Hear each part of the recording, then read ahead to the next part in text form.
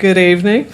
Welcome to the September 12th, 2024 meeting of the Carrboro Town Council. This is our first regular business meeting after the summer break. We have a new configuration here in the council chambers, some new technology, and a new start time for the time being. Our new start time is 6 p.m. We are meeting on Thursday tonight, but we will go back to Tuesday nights on September the 24th.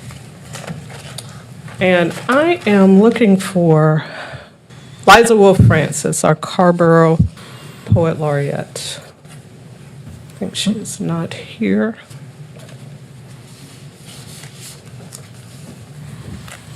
So I will move into some proclamations for this evening.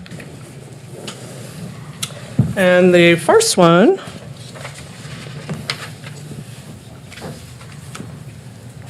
we'll do it in order. Hispanic Heritage Month.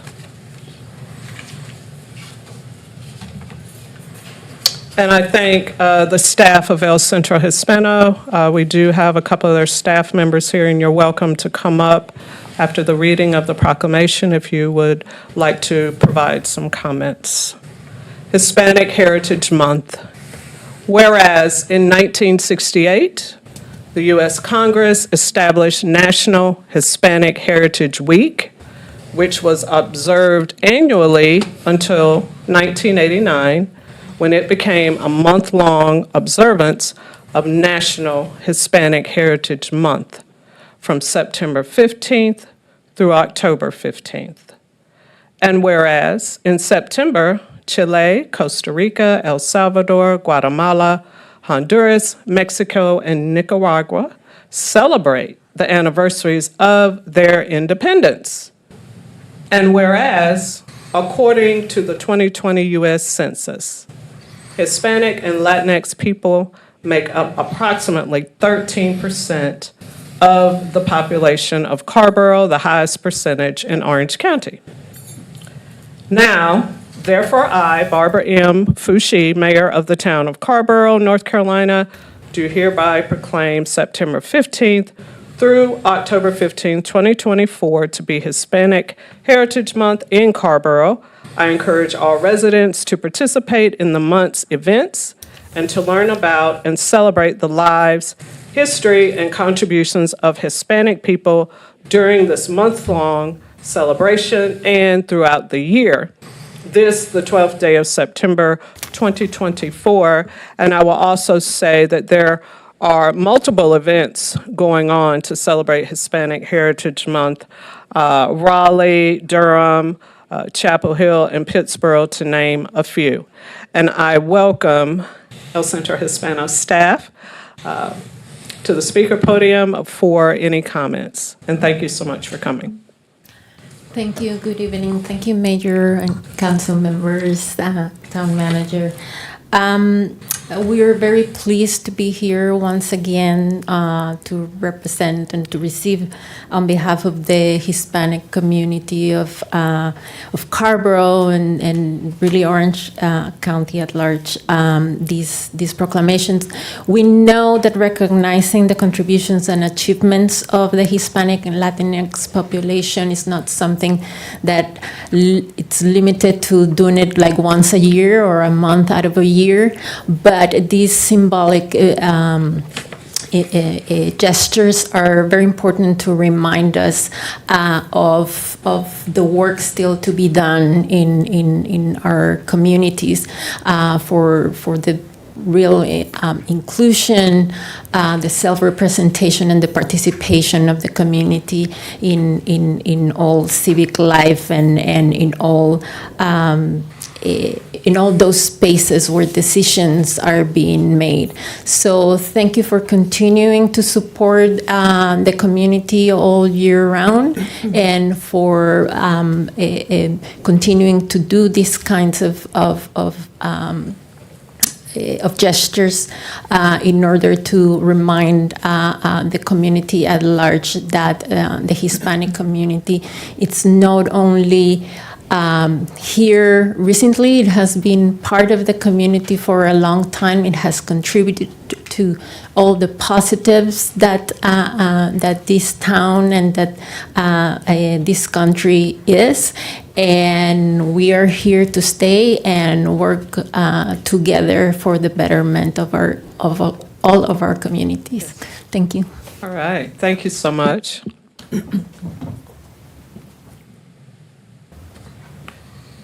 The next proclamation recognizes Diaper Need Awareness Week. Whereas diaper need, the condition of not having a sufficient supply of clean diapers to keep babies and toddlers clean, dry, and healthy, can adversely affect the health and well-being of babies, toddlers, and their families. And whereas without enough diapers, babies and toddlers risk infections and health problems that may require medical attention and may prevent parents from attending work or school, thereby hurting the family's economic prospects and well-being. And whereas the people of Carrboro recognize that diaper need is a public health issue, and addressing diaper need can lead to economic opportunity for the state's families and communities and improve health for children, thus ensuring all people have access to the necessities required to thrive and reach their full potential.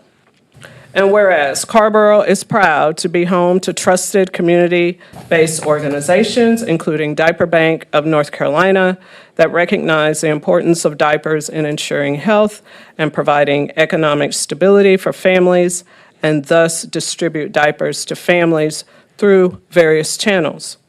Now, therefore, I, Barbara M. Foushee, Mayor of the town of Carrboro, North Carolina, hereby proclaim September 23rd through September 29th, 2024 as Diaper Need Awareness Week in the town of Carrboro and commend its observance to all citizens. This, the 12th day of September, 2024.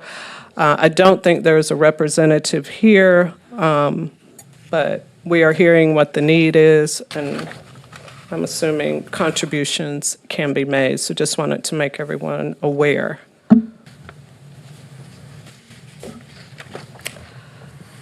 Proclamation, Voter Registration Day. Whereas the right to vote is a fundamental right of every citizen, and whereas September 17, 2024 is National Voter Registration Day, a nonpartisan civic holiday that is dedicated to celebrating our democracy. And whereas voters in North Carolina are now required to show a North Carolina driver's license or other acceptable photo ID when they vote. And whereas the Orange County Board of Elections is offering free voter photo ID cards to eligible voters at their offices in Hillsborough. And now, therefore, I, Barbara M. Foushee, Mayor of the town of Carrboro, North Carolina, do hereby proclaim Tuesday, September 27th, 2024 to be Voter Registration Day in Carrboro. I encourage every eligible resident to observe this day by ensuring that they are accurately registered to vote at their current address, ensuring that they have acceptable voter photo ID, and commit to having a voting plan to cast a ballot in the upcoming presidential election. This, the 12th day of September 2024, and I'll just say let's be ready to vote. That's all I'll say about that. And this last proclamation is not on the agenda, but it needs to come into the space here this evening. This proclamation recognizes celebrating the 50th anniversary of Chapel Hill Transit. Whereas on August 1st, 1974, the Chapel Hill Community Transit Service began operations under the visionary leadership of then Mayor Howard Lee, who reimagined public transit as more than just a means of transportation, but as a fundamental civil right. And whereas Carrboro's first Black mayor, Robert Bob Drakeford, elected in 1977, planned and championed for the Chapel Hill Carrboro bus system. And whereas the partnership between the town of Chapel Hill, the town of Carrboro, and the University of North Carolina at Chapel Hill has been crucial in funding and supporting a transit system that connects our community, fostering independence and opportunity for all. And whereas Carrboro spends over $2 million annually to provide free bus rides. And now, therefore, I, Barbara M. Fouché, Mayor of Carrboro, do hereby recognize and congratulate Chapel Hill Transit on its milestone anniversary and proclaim the month of September 2024 as Chapel Hill Transit Appreciation Month. I encourage all residents to participate in celebrating this vital service and to honor the dedicated individuals who have contributed to this very important legacy. And I do believe that there are, or is, a larger scaled event planned, maybe more than one, in October. And with that, I will turn it over to Councilmember Haven O'Donnell for a very important resolution. Councilmember Haven O'Donnell. Let's see, with this new configuration. Now that I have my back audience. I'll just do this here. Please let me know if you can hear me, or shout out if you can't. This resolution, Senator Greg Meyer had contacted me to have Carrboro join with IPASS and El Pueblo and Pro-Choice North Carolina on this resolution. It's lengthy, so I'm going to read the parts that are most important to Carrboro. A human right resolution advocating the right of all North Carolinians to safe and comprehensive reproductive rights and health care. Whereas the Carrboro Town Council has a history of supporting full access to safe, comprehensive reproductive health care, such as by unanimously adopting, quote, a resolution calling for the repeal of the Hyde Amendment and supporting the right of all women to safe and comprehensive health care in 2018, and rejects in the strongest terms Senate Bill 20 and other legislation aimed at limiting or denying access to abortion. And whereas on June 24th, 2022, the United States Supreme Court in Dobbs versus Jackson's Women's Health Organization overturned Roe versus Wade and Planned Parenthood versus Casey and eliminated the federal constitutional right to abortion in the United States. And whereas the Dobbs versus Jackson Women's Health Organization decision subsequently allows for dozens of other states to pass legal barriers that fully ban abortion and allows many others to not only severely restrict abortion, but also many other forms of reproductive health care, including contraception, fertility treatments, gender-affirming care, among others. And whereas on May 16th, 2023, the Carrboro Town Council resolution resolved the right of all people to access the full spectrum of reproductive health care, including abortion. And whereas the Carrboro Town Council further commended Senator Greg Meyer and Representative Alan Buensi for voting against Senate Bill 20, supported Governor Roy Cooper's decision to veto Senate Bill 20, and encourage members of the North Carolina General Assembly to uphold the governor's veto. And whereas the Carrboro Town Council further resolved to urge the delegation in the North Carolina General Assembly to prioritize the health care needs of all residents, to reject further attempts to restrict access to abortion, and to increase investment in access to health care, affordable birth control, including emergency contraception, and comprehensive age-appropriate sex education.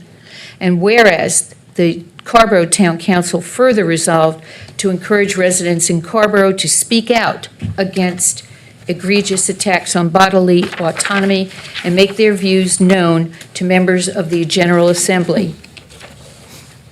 And whereas since June 24th, 2022, when the Supreme Court overturned Roe versus Wade, there has been increased risk of criminalization of abortion seekers, those who help them, and abortion providers. And whereas no one should be criminalized for any pregnancy outcome, and no one should be criminalized for providing essential health care. And whereas Indigenous people, Black people, people of color, people with low incomes, people living in rural areas, people with disabilities, immigrants, LGBTQ plus individuals, and other marginalized individuals are disproportionately likely to be surveilled, arrested, charged, prosecuted, convicted, and heavily punished within the American criminal justice system, and due to systematic discrimination, to experience additional scrutiny from the American legal system. And whereas the United Nations Human Rights Committee concluding observations expressed deep concern over the criminalization of various actors in connection with their role in providing or seeking abortion care, including healthcare providers, persons who assist women to procure an abortion, notably family members and pregnant women seeking an abortion. And whereas the United Nations Human Rights Committee explicitly recommended that the United States government take all measures necessary at the federal, state, local, and territorial levels to put an end to the criminalization of abortion by repealing laws that criminalize abortion, including laws that apply criminal sanctions to women and girls who undergo abortion, to healthcare service providers who assist women and girls to undergo abortions, and to persons who assist women and girls to procure an abortion. And whereas there is a tangible chilling effect in North Carolina from other states where abortion bans carry heavy fines and sentences, and where providers, abortion seekers, and those who help them fear grave consequences for accessing health care. And whereas North Carolina has infringed upon and violated the human rights of North Carolinians by restricting access to abortion, most recently with Senate Bill 20, the abortion ban that arbitrarily bans abortion at 12 weeks. And whereas in North Carolina, the overall maternal mortality rate is higher than the U.S. average, and in 2021 was 44 deaths per 100,000 births, and the maternal mortality rate for Black women and Black pregnant people is almost 3 times that of white women and white pregnant people. And whereas reproductive justice is rooted in bodily autonomy and will be achieved only when people have the economic, social, and political power and resources to make their own decisions about their bodies, health, sexuality, families, and reproduction. And whereas this resolution aligns the town of Carrboro, North Carolina, with its human rights obligations under the International Covenant on Civil and Political Rights in accordance with Article 6, Clause 2 of the Constitution. And now, be it therefore resolved that the Carrboro Town Council, 1, condemns the criminalization of abortion and condemns the criminalization of any circumstances or outcomes of a person's pregnancy in the United States and in North Carolina. 2, affirms that all people deserve access to high-quality health care without fear of government interference or punishment. 3, affirms that reproductive rights and abortion rights are human rights.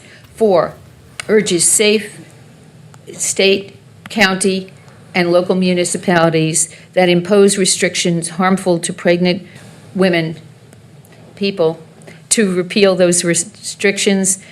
And 5, urges North Carolina executive, legislative, and judicial branches to A, repeal North Carolina's criminal abortion laws and restrictions, B, prohibit the prosecution of people for having abortions for any other circumstances or outcomes of their pregnancies, C, protect and guarantee full human rights, including the right to abortion care and reproductive health care for all North Carolinians, and D, affirms that North Carolina has an obligation to implement and protect human rights on this day, the 12th day of September 2024, and I'd like to make a motion to pass this resolution.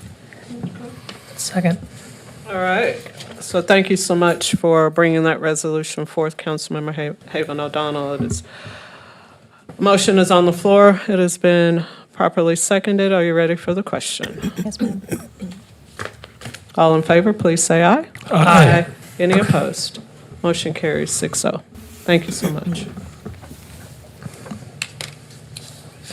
We are now down to the town manager's update. Town Manager Tony. Thank you, Madam Mayor and members of the Town Council. I have a few updates that I just wanted to bring to your attention.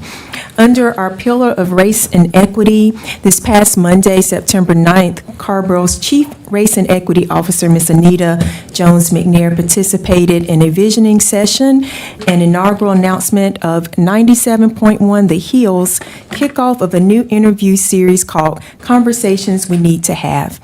The segment is scheduled for Mondays at 5:30 p.m. and is designed to touch on important issues in our community that fall under the umbrella of diversity, equity, inclusion, and social justice. So we're excited about her participation in that interview process of the radio station. Speaking of equity, the town of Carrboro actually has a program called Carrboro in Motion, where the town comes to communities. And so this Saturday at 11 o'clock, we'll be outside the Willow Creek Laundromat on Jones Ferry Road. There'll be Zumba, there'll be voter registration, as we just heard is very important for every election, and we'll have materials on town services. So this event is free and all are welcome to participate. Under our climate action pillar, the town does a great job with sustainability efforts and continuing to make our town climate action and participate in the climate action goals. One thing I wanted to highlight today is that the town has received its first fully electric vehicles. We have a Ford F-10 150 Lightning for Public Works and 2 Nissan Leafs. These are all fully EVs, and the Leafs are for the police department's crisis diversion program. So slowly but surely making a lot of progress in that space. Speaking of climate action, you all, the community, can assist us with collecting trash and debris on this Saturday as well at 9 o'clock at the Century Centers, where we will gather. This is called Cleaning Carrboro with our Recreation and Parks Department, an effort to continue to keep our community beautiful. Under that same auspice, this town is beautiful, and our staff has done an amazing job, and the community has partnered in keeping this community great. Under that same vein, the town of Carrboro has been honored with a prestigious Leading the Way Award from ETC Institute, recognizing the town's exceptional performance in delivering services to our residents. This award places Carrboro in the top 10% of all local governments in the United States. Carrboro residents express high satisfaction with the quality of services provided by the town of Carrboro in its 2024 Community Resident Survey. Employees also received exceptional remarks for their customer service and strong dedication to this community. And so I'm really proud of our staff. We have an amazing team, and this survey results and this award really reflects the hard work of our staff and the direction of our mayor and council. So thank you.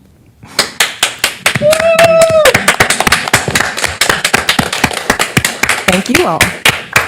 So I just want to mention, just really quick, Mayor, a few upcoming dates. The Downtown Area Plan Community Visioning Workshop is set for Thursday, September 19th at 5:30, right here at Town Hall. All are welcome. This is a drop-in session. It should be fun, interactive. There'll be free pizza available, but we definitely want you to give your input to the plan. The area will focus on Main Street and Jones Ferry Road corridors, as well as downtown business districts, and surrounding neighborhoods. You can go to engagecarboronc.gov for more information about that. The Green Track Community workshop will be held on September 22nd at Morris Grove Elementary School. Green Track is a large parcel of land that's jointly owned by Orange County, Chapel Hill, and Carrboro. And so we welcome people to come out to give their input and hear a little bit about some intentions around the Green Track. Lastly is the Carrboro Music Festival. That will be held on Sunday, September 29th, with a kickoff on Saturday, September 28th, right here at Town Commons at 4 o'clock with open mic. So please visit CarrboroMusicFestival.com for a full lineup and locations for downtown places. That's it, Mayor. Thank you so much for that update, Town Manager Tony. And I am going to move right along to public comment. I have 5 people signed up for public comment. And Mr. Joyner, do you have the guidelines? I'll just move on. Yeah, you can get it up whenever. So the first person is Rose. Rose lives on Davy Road. Come on up, Rose. We have 3 minutes. There's a timer Mr. Joyner is going to set up. And thank you for coming. Thank you. Hello, my name is Rose. My pronouns are they, them. I am speaking in support of this council voting in favor for the Reproductive Rights or Human Rights Resolution. I'm not a unique case. I am at certain risk for ectopic pregnancy should I become pregnant. It is a deadly reproductive condition if not promptly and accurately treated. Despite the lies about exemptions and redefinitions of medical terminology perpetuated by the anti-choice movement, there is only one cure. I am in line with the scientific consensus of the greater medical community when I say, in the event I develop an ectopic pregnancy, abortion is the only medical procedure that can save me. Abortion is a completely safe procedure and must be protected. I encourage everyone in this room, I encourage everyone watching this on stream to remember my face. Take a photo, take a screenshot, send it to your friends, your family, especially your anti-choice family. I am a member of this community who will require an abortion in the event I become pregnant, or else I will bleed out and die, like too many pregnant people already have across the country due to abortion bans. I'm not a hypothetical. I'm not some statistic. I'm a proud Carrboro citizen. I am a person. You now know someone in your life who will need an abortion. You can't feign distance or ignorance about the subject of abortion anymore. I hope this resolution empowers citizens of Carrboro not just to vote, but to fight.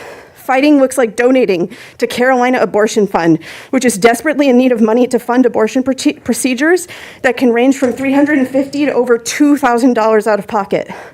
Fighting looks like picketing and trying to shut down anti-abortion centers, also known as crisis pregnancy centers, that purposefully mislead and delay pregnant people from getting an abortion. Fighting looks like doing more than just passing this resolution and going home to sit down on the couch. It looks like joining a member-led organization to fight for bodily autonomy in every facet of our lives.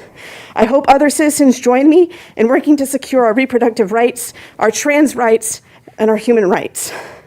As a citizen of the town of Carrboro, I want to thank the council for passing the resolution and encourage individual members of this council and community to work to the best of their ability to protect reproductive justice, not just in Carrboro, but also in this country. Thank you. Thank you so much, Rose.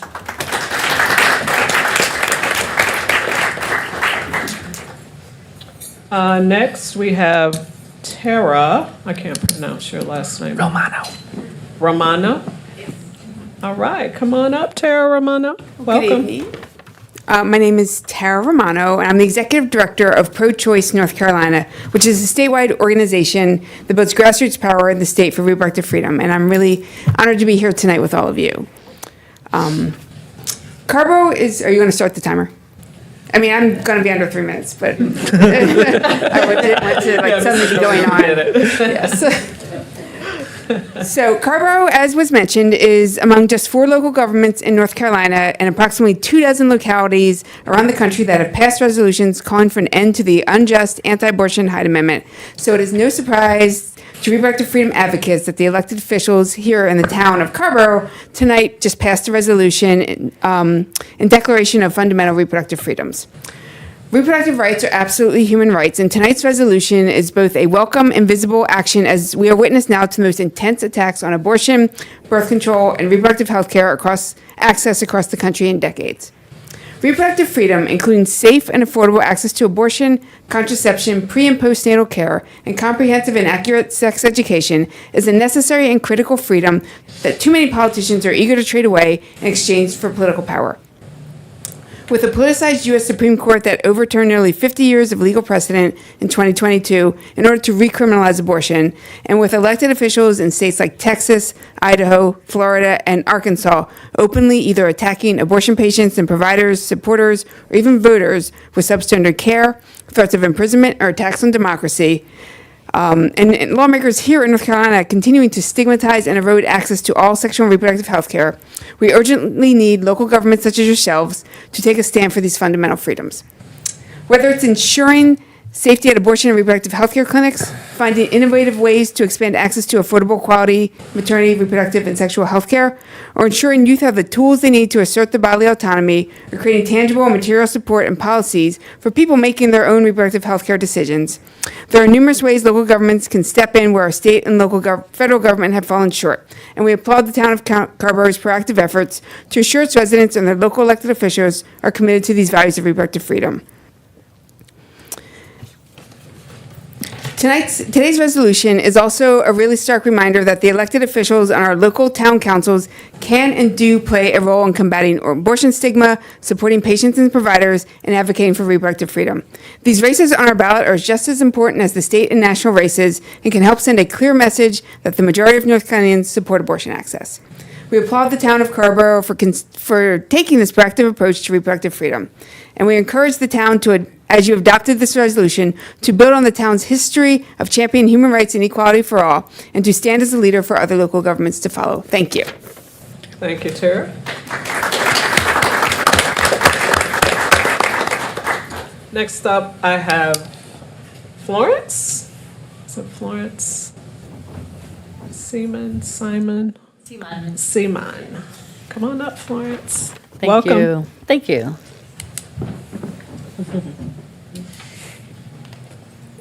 Good afternoon, everyone. My name is Florence Simon, and I'm a Carrboro resident. I have lived in Carrboro for the past 25 years, in Orange County for about 40 years. I work at an organization in Raleigh called Del Pueblo, and we work at the intersection of immigrant rights and reproductive justice. I am really thrilled to stand beside my colleagues today in solidarity as we make clear that abortion is healthcare, and access to healthcare is a human right that is guaranteed to all people, regardless of where they live, where they were born, how much money they make, or how they're insured.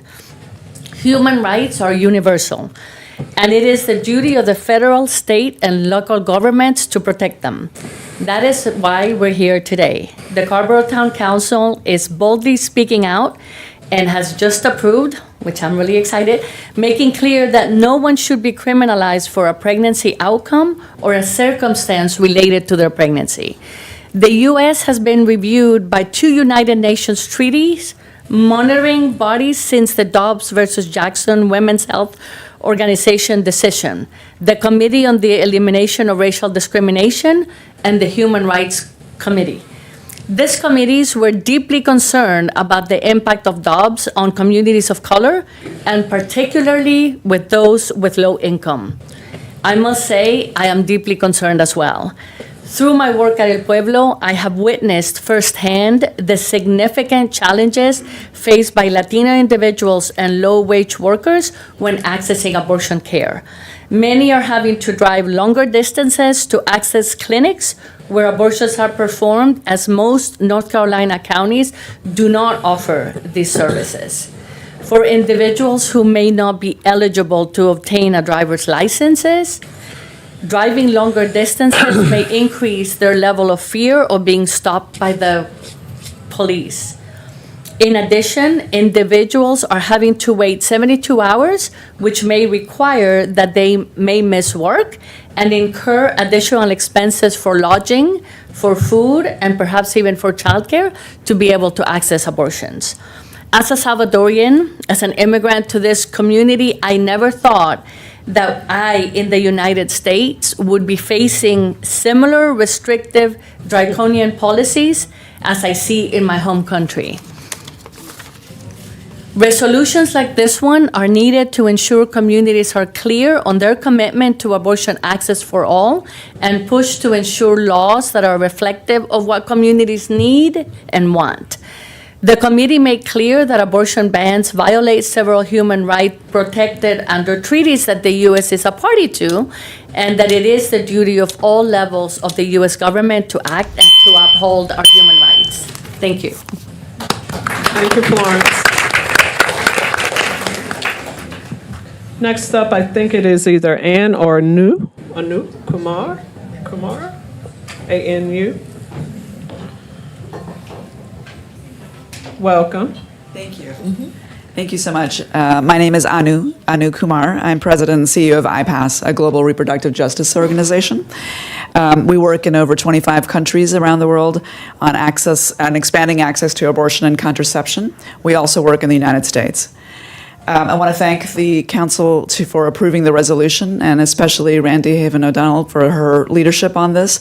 I'd also like to thank my colleagues Tara and Florence for being here this evening, and Rose for speaking as well. So we're here because restrictions on abortion are in direct conflict with the United States' obligation under international human rights law.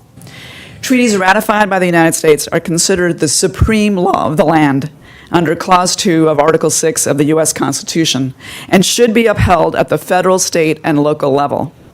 In a post-Dobbs United States, where the federal right to abortion no longer exists, these human rights treaties carry even more significance. IPAS has worked with several local organizations across many states, red, blue, and purple, to document human rights violations across our country that are related to sexual and reproductive health access. And in the fall of 2023, we brought that information directly to the United Nations Human Rights Committee in Geneva. And the committee was very clear that what we face here in the United States is an absolute public health crisis. This isn't surprising. With the overturn of Roe v. Wade, the United States has joined a handful of autocratic countries bent on denying human rights and restricting access to abortion. More than 60 countries have actually liberalized their abortion laws in the last 30 years, and only 4 have gone backwards: the United States, El Salvador, Nicaragua, and Poland. In at least 26 states in this country, representing half of the United States population, abortion is either banned completely, heavily restricted due to the earliest days of pregnancy, or under legal threat. And 15 states have criminal penalties for patients and providers ranging from less than a year to a potential of life imprisonment. The United Nations Human Rights Committee expressed concern over the criminalization of abortion, and therefore the committee made it clear that it is the duty of all levels of the U.S. government to act and uphold our human rights. And they called on local government, such as Carrboro's, to respond to protect access to abortion and to ensure that no one is criminalized for a pregnancy outcome. So what you have just done has harmonized your policymaking with the World Health Organization and with the international human rights obligations that this country bears that call for the full decriminalization of abortion. And that's why this is so important. This council is implementing the recommendations of the United Nations Human Rights Committee. So we are, in fact, affirming that abortion is health care and abortion is a human right. Thank you. Thank you so much. The last person I have signed up for public comment is Melva Oaken. Welcome. Greetings, I'm Melva Fager Oaken, and I live at 108 High Street in Carrboro. And I'm so thankful to live in this community, and tonight is a perfect example of it. And so I thank our council member, Randy Haven O'Donnell, for working with some wonderful organizations in our community to come up with this resolution, and for all of you for passing it. I stand before you as someone who has had an illegal abortion, and that's not so uncommon for women my age, and none of us should want to return to that horrible day. We really cannot afford to go back, and women's lives, especially women of color, are on the line because of this. And so I applaud you for what you have done. We have some wonderful resources in this community, and we just need to understand we need to help spread that. And so, again, I'm so glad that Chapel Hill and Carrboro have done this, and I expect this resolution will be shared with other communities. I'm also one of the founders of a fairly new organization, and we have several members here in the audience. It's called Interfaith Voices for Reproductive Freedom. And we've got 12 congregations, both synagogues and different churches from different denominations, and we're all working together on reproductive freedom. So on the first day of early voting, we're having a rally, and I'm calling it at this point a voting for choice. And so there's no question here in North Carolina, reproductive freedom is on the ballot. And it's not only on the ballot here in North Carolina, given our choices for governor, but it's also on the ballot, of course, with our presidential candidates. So we're about, all of our efforts now are, all these 12 congregations are saying, we want everybody in the congregation to not only vote, but to do everything you can to encourage everybody else to vote. So we had a big cake party here tonight, and everybody who came by, we were telling them about early voting and encouraging them to early vote.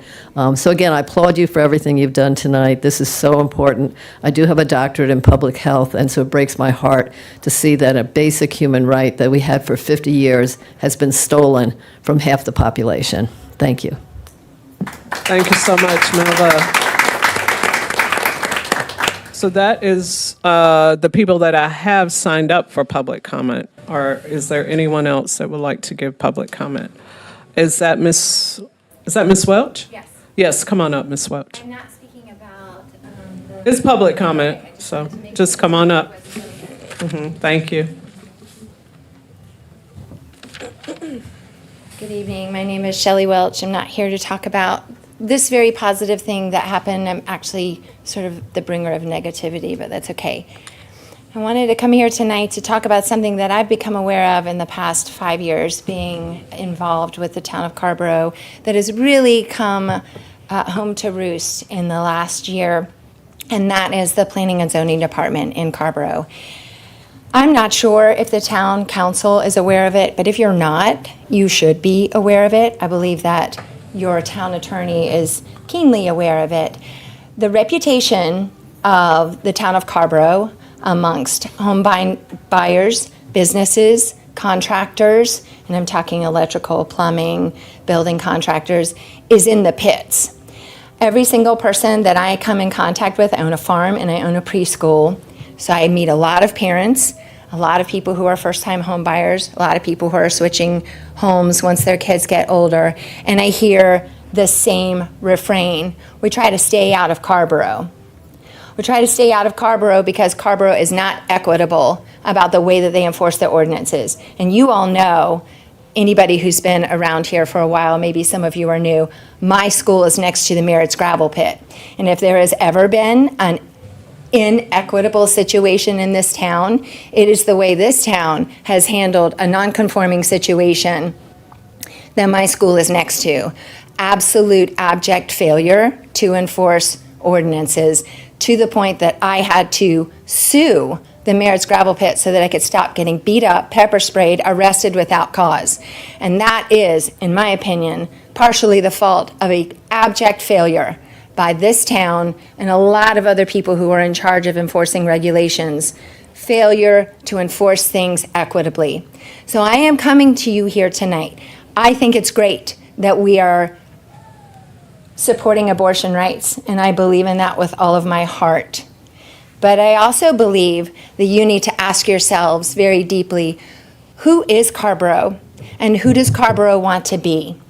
Because you can talk about farmers markets and parades and supporting women's rights and reproductive rights all day long. But if what you're doing behind the scenes where no one can see you, like suing your own citizens and trying to take their property, if you're doing those things to the point that contractors, regular citizens are talking about you and trying to avoid doing their business here and building their homes here, you are not who you say you are. And that is not okay. That absolutely has to change. You are here not just to do the really big things, but you are here to actually create a community that matters for everyone, not just the people who are either the biggest bullies or have the deepest pockets. Thank you, Ms. Welch. Is there anyone else that has public comment this evening? All right, well, we thank those of you that came along for that important resolution. I will just wait until you guys head out. Thanks so much.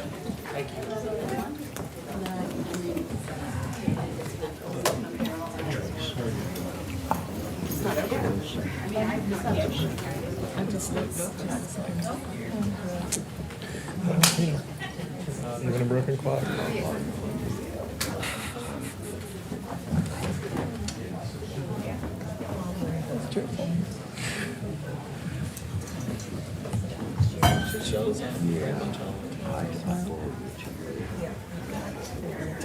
Yeah, we can expect that.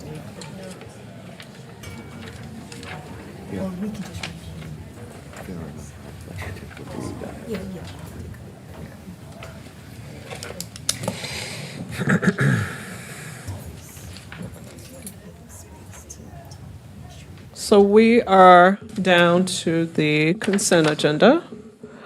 And items on the consent agenda are a part of normal town business. There will be no discussion of these items unless a council member requests to pull an item, after which the item will be removed from the consent agenda and considered individually. All other items not removed from the consent agenda will be adopted by a single motion. We have 2 items on the consent agenda. I will entertain a motion. I'd like to move the consent agenda. All right, motion by Mayor Pro Tem now, Seconded. seconded by Councilmember Frey. Are we ready for the question? All in favor, please say aye. Aye. Any opposed? Motion carries. The consent agenda is passed.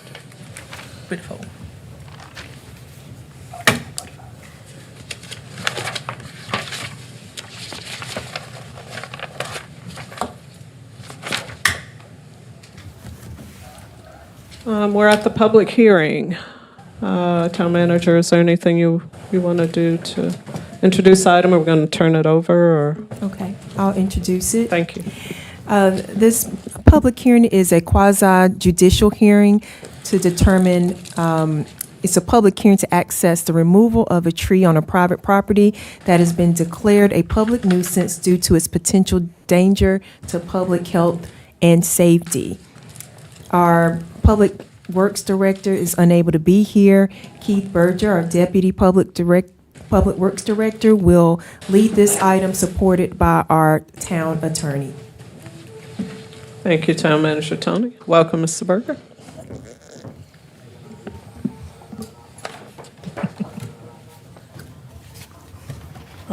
Good evening, Madam Mayor, staff and guests. I'm here to talk about a hazardous tree on private property at 710 West Rosemary Street in Carrboro. At this time, I'm going to kind of turn it over to Nick and let him kind of go through the process here. Let me go up there. Forgive me for coming up here. It's easier to see you all. All right, all From all right. the new electronics I couldn't see behind. I think you all know this, but I want to make it clear on the public record that this is not a legislative decision that's now before you. It's a quasi-judicial one, at which you're going to be hearing evidence from the contention of the Public Works Department that there is indeed a tree that is hazardous to the and dangerous to the public health.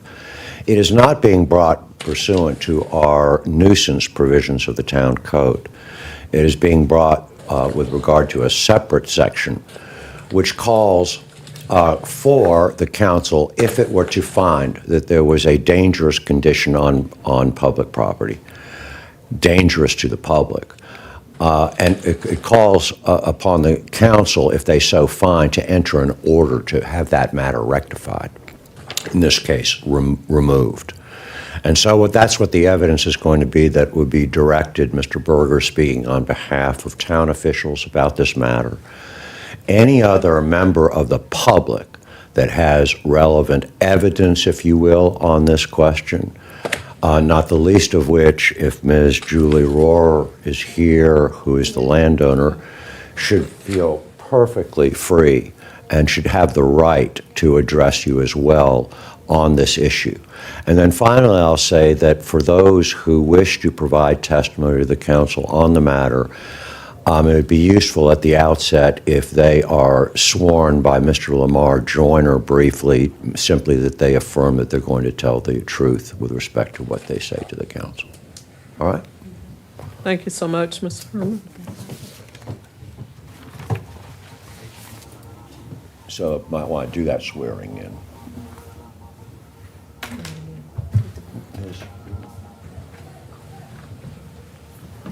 You want to talk, don't you? Yes. Okay, why don't both of you go to him and let him have you affirm? You can affirm or you can either swear. But would you like to affirm or swear?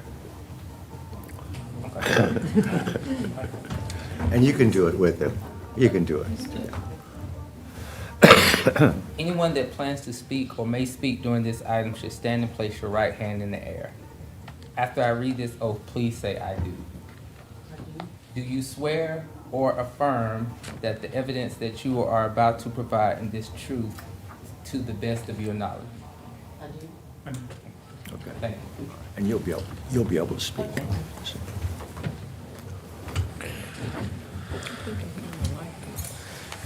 Yeah, oh yeah. So there's a dead tree at 710 West Rosemary Street. Public Works has notified the landowner several times that it is not within the right-of-way, and that is her responsibility, but the tree has not been removed. We are asking council to deem the tree a hazard and to direct staff to abate the hazard and have the tree removed. Please refer to all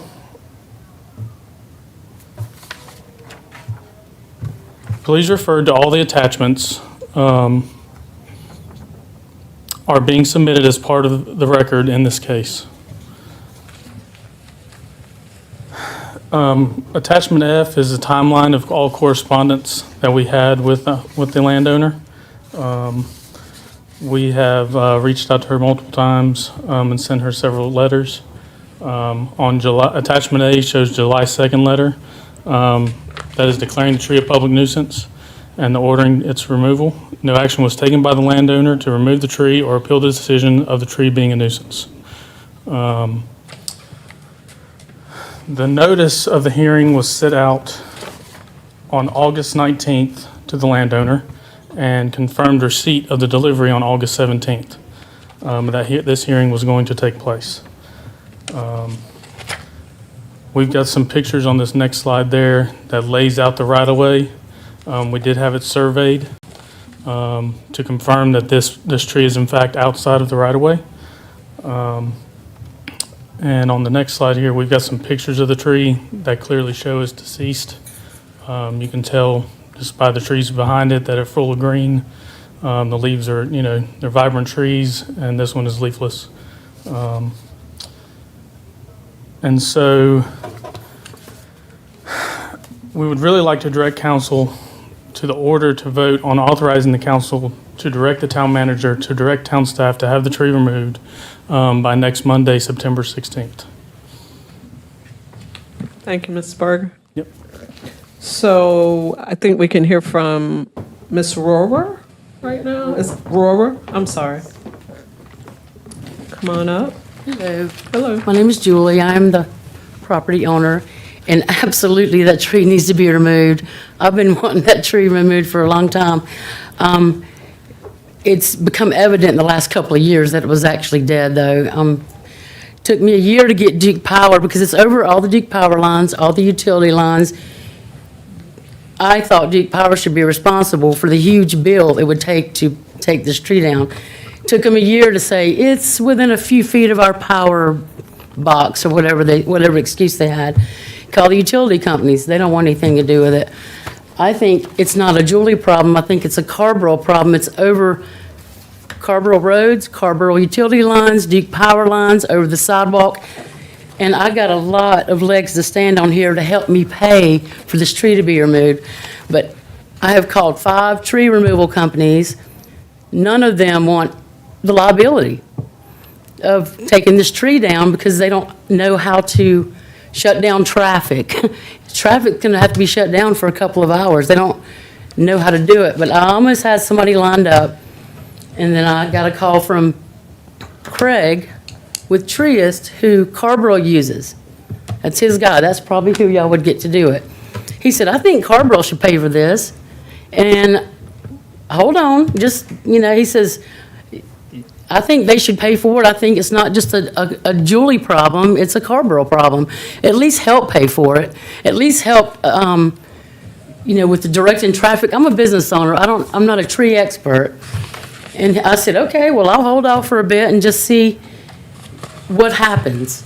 And then I get all the stuff in the mail, certified mail. I'm like, okay.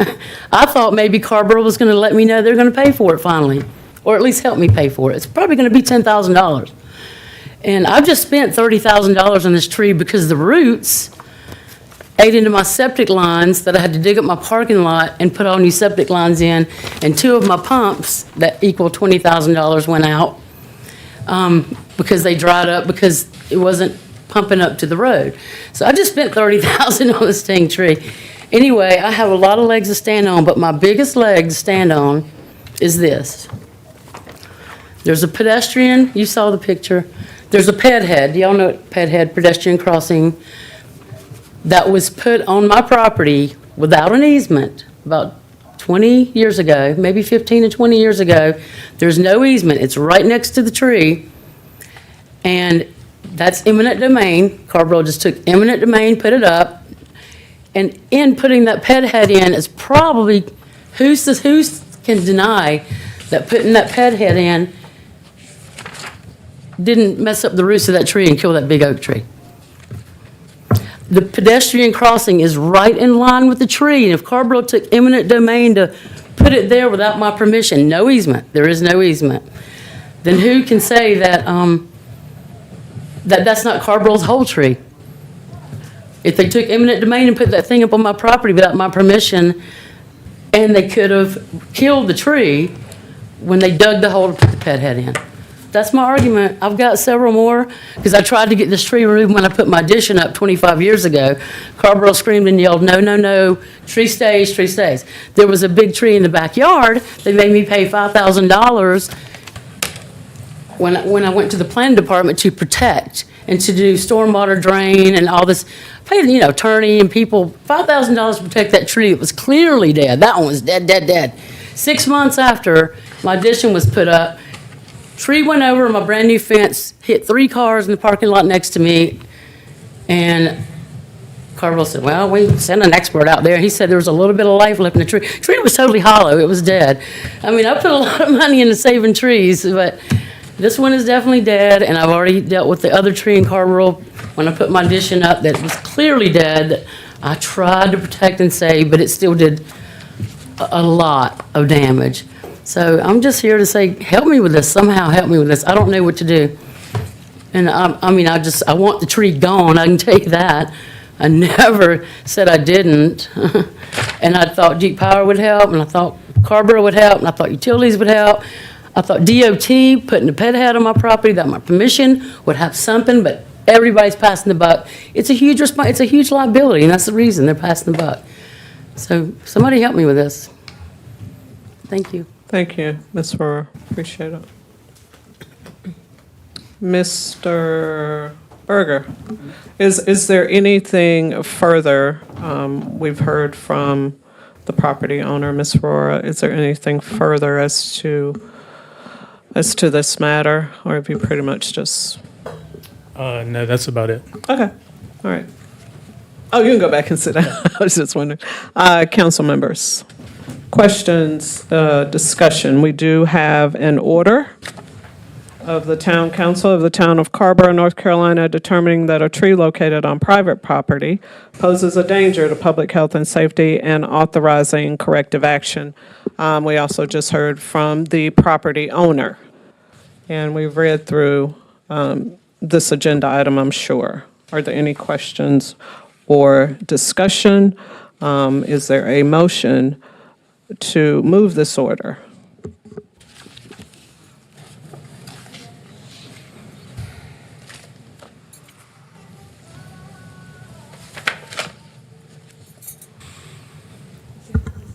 Madam Mayor, it appears to me that there's no contention over the fact that this tree is a public hazard.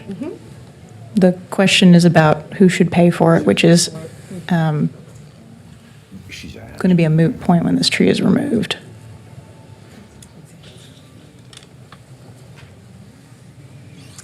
Any other questions, discussion?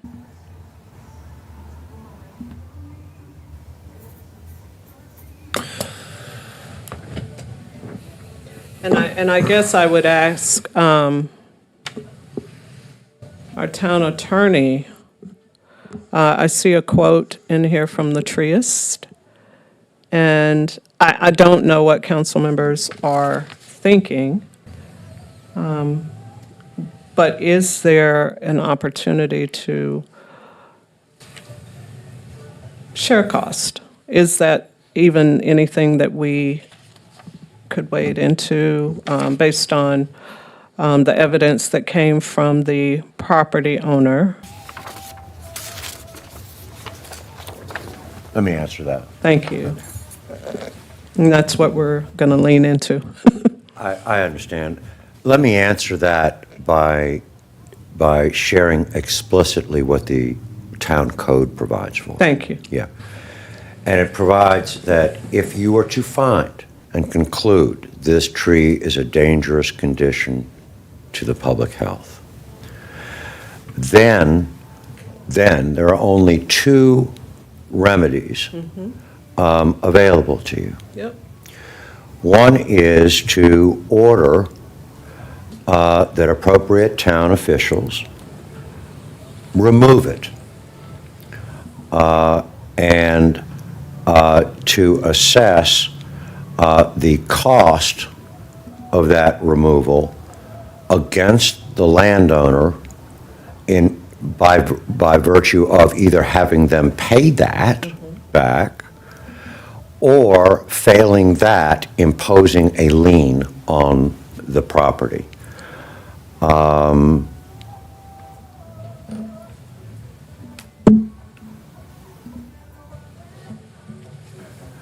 only other option is that the landowner is willing to remove the tree herself. Those are an order that happened, but that assumes, of course, that the landowner is able to do that or willing to do that. And I'll just say for the record, what I have just summarized for you is 11-41 of the code. Thank you. Okay. We appreciate that. Councilmember Posada, did you have a comment? Thank you, Madam Mayor. I have a question for Nick, actually. So, Nick, you might want to, Okay. Mr. Attorney, you might want to go back there. Can you walk us through similar situations in the past? Has this question arisen as far as payment? Is there any precedent that would be helpful for us as we deliberate this? With respect to this issue? Yes. Let me answer this. I have don't ever recall that we've ever invoked this particular provision of the town code. What I should say is that there's a separate provision of the code that deals with nuisances. You know what I mean? And sometimes a tree can be on property and traverse over the public property, in part.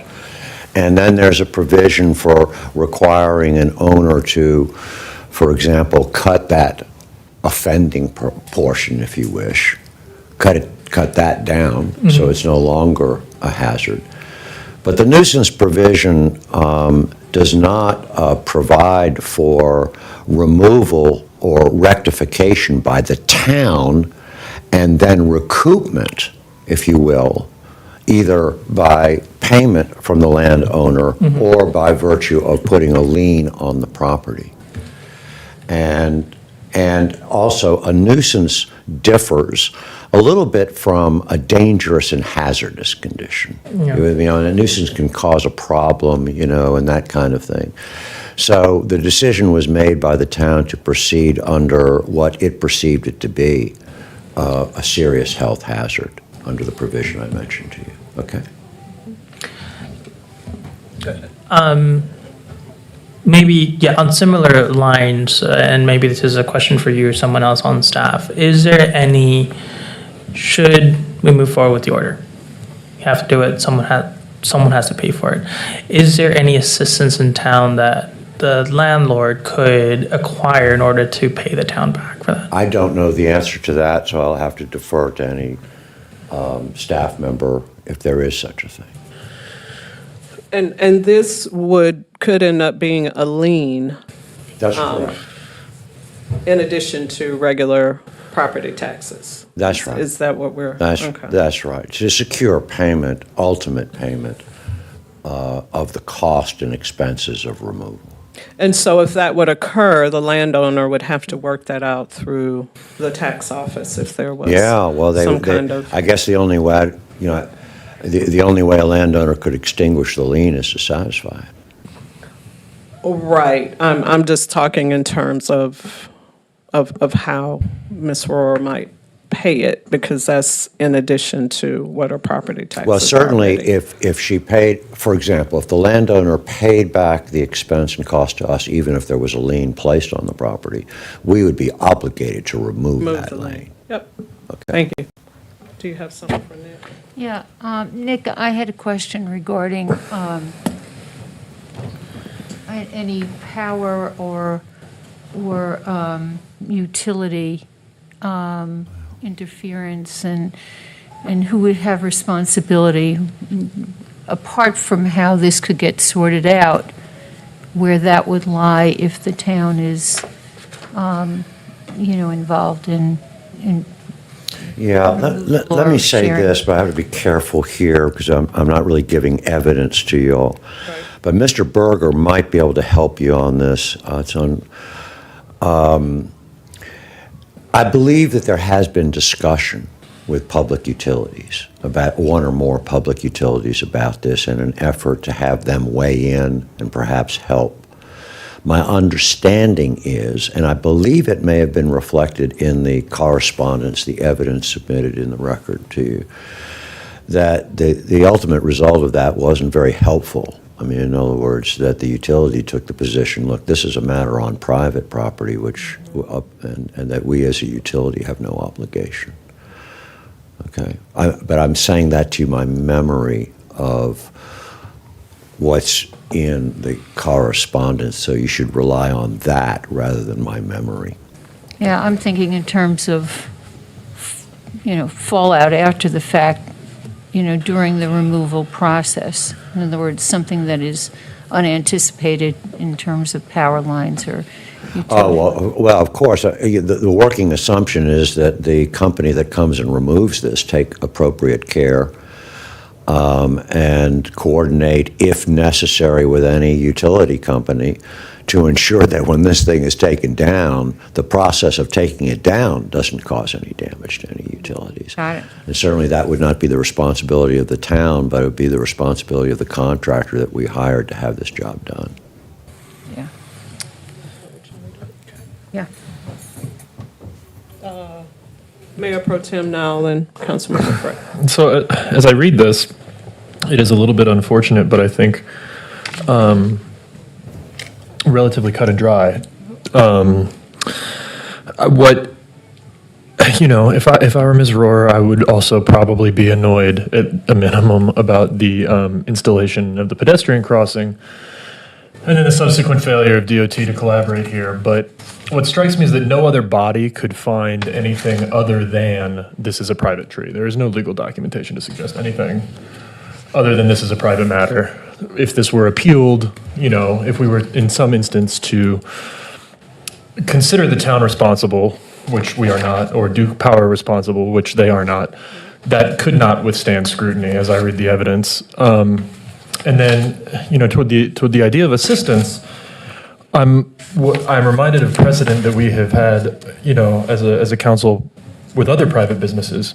So if we accept that we are not responsible, which I think we are legally compelled to do if I read the evidence correctly, then I think we have to remember the instances of other businesses through the pandemic or with community safety issues, some of which were pretty big community discussions about what we could do to assist private businesses with their expenses. And we have consistently found that we are not able to do that. That that's not a role that the town can play with private expenses and things that they are legally responsible for. So I simply don't relish it. Ms. Rohrer, I understand entirely quite a bit of displeasure. I would have quite a bit in your position.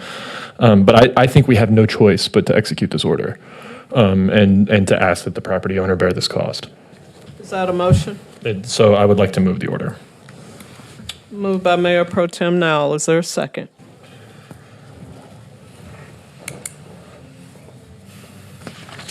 I'll second it. Thank you, Councilmember Merrill. Councilmember Frey. I do have some questions, if you don't mind. Not a bit. I have a couple of clarifying questions, and I think some of these are for Mr. Berger and a couple maybe for Ms. Rohrer. Mr. Berger, if you'd come up first, I just have a couple questions. Reviewing the evidence, are the emails from Ms. Rohrer the only emails that you received, or is this a sum of the emails that you received back? As far as I know, these are all of the emails. They're between Ms. Rohrer and Kevin Belanger, the Public Works Director. To the best of my knowledge, that's yes. Okay. To the best of your knowledge, do we know when the pedestrian light was installed? I've been told about 20 years ago. We did try to do some research and tried to get DOT involved. We were unsuccessful in that venture. So that's, unfortunately, that's all the information we have. So could you confirm you looked for records of the installation and you didn't find any? Yeah, exactly. Thank you. I think that's all my questions there. Ms. Rohrer, I just have a couple clarifying questions.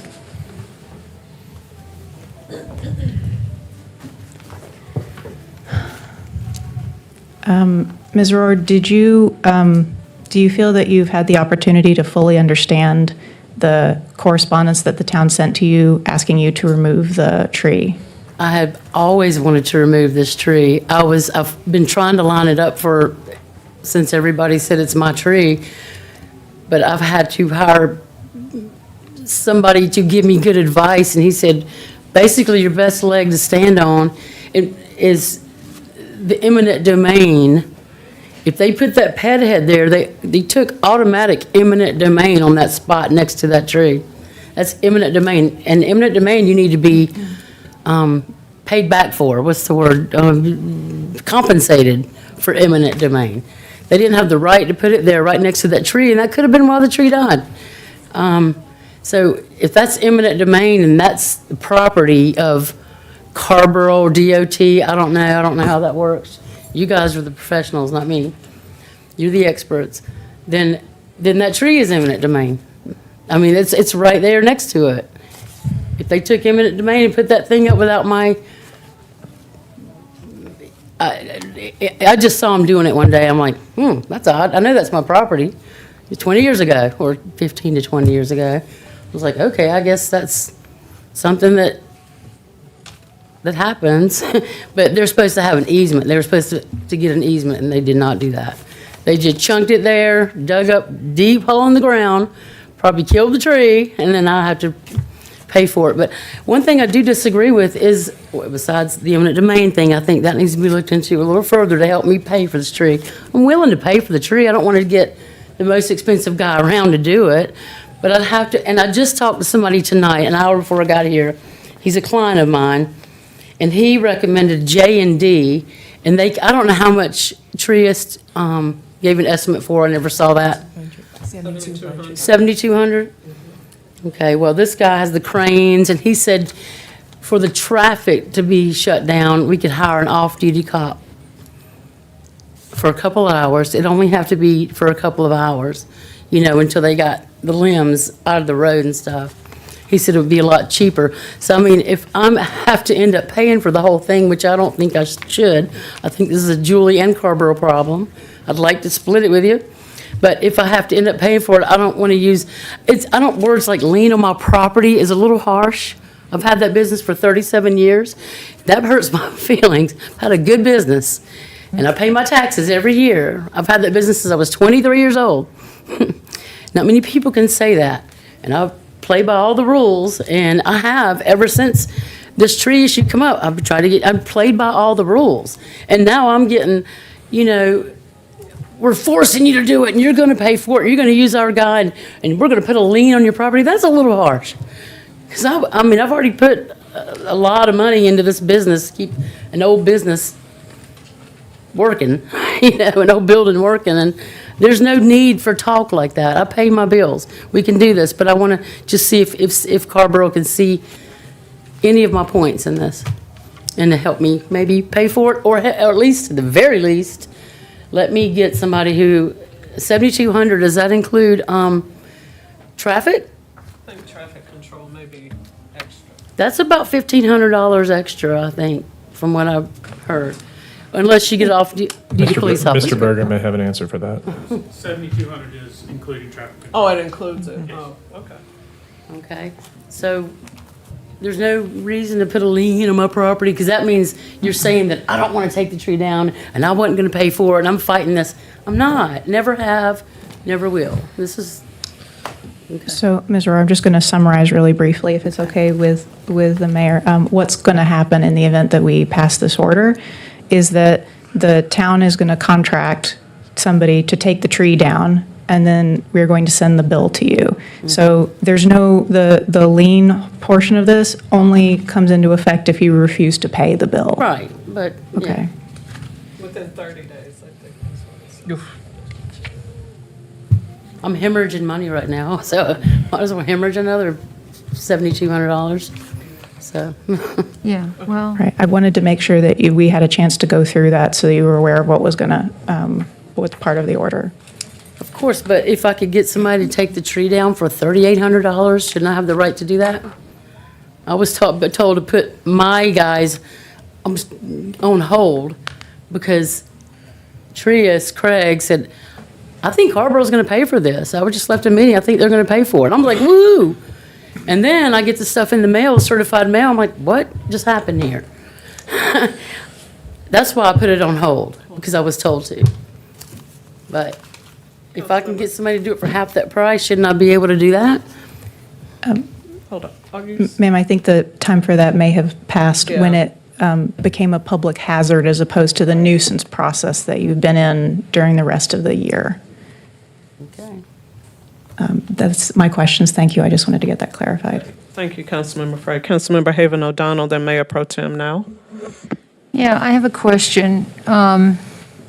Maybe it's for Nick, but is there anything that would preclude Ms. Rohr from getting a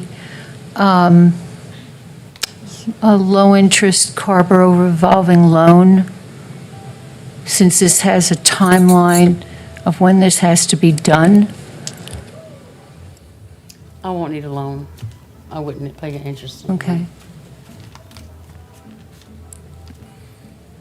Because we do, Carrboro has revolving loan for businesses. Right. I don't want to pay interest. That'd be even more. Just chunk another check out. That's Yeah, I mean, I think our interest is in helping in some way, but I think there's also the more urgent interest of getting that tree out of there. So, I mean, I don't, we're not, I don't think any of us is looking to make this. I had no idea that it would be like, we're going to do this tree on Monday. I could have already had the tree out of there if we have had proper communication throughout this whole thing. It would have been gone. Duke Power took literally a year to let me know about this tree. Then the limbs really started falling down. And then I had to deal with Carrboro. Well, we have to hire this. We have to. The money Carrboro's put into denying this tree could have probably already paid for taking the thing down. With all this, and the everything, the lawyers and the this and the that, the experts and all this. It could have already probably paid for at least half of it.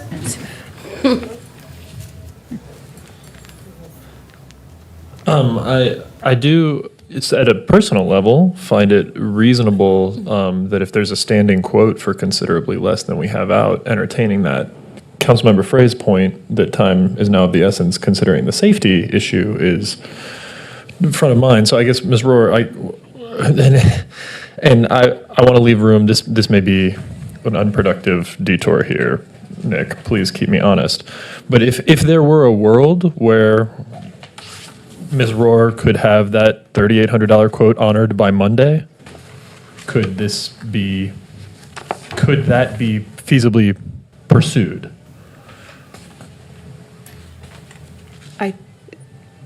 My reading, and Nick obviously can catch up with us here, is that if we pass the order, the town is going to make the contract. That's not our determination to make, right? That's Public Works.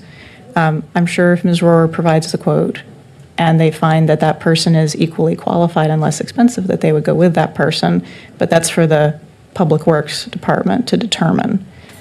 The opportunity, I think, for Ms. Rohr to find her cheaper quote and get it done herself has passed because we are looking at a public safety hazard. I just suppose, practically speaking, if the tree were gone when the tree has showed up, there would be no tree to remove and no bill. So, I mean, it would be a tight window, but that might be the opportunity. I don't know if that's realistic, but.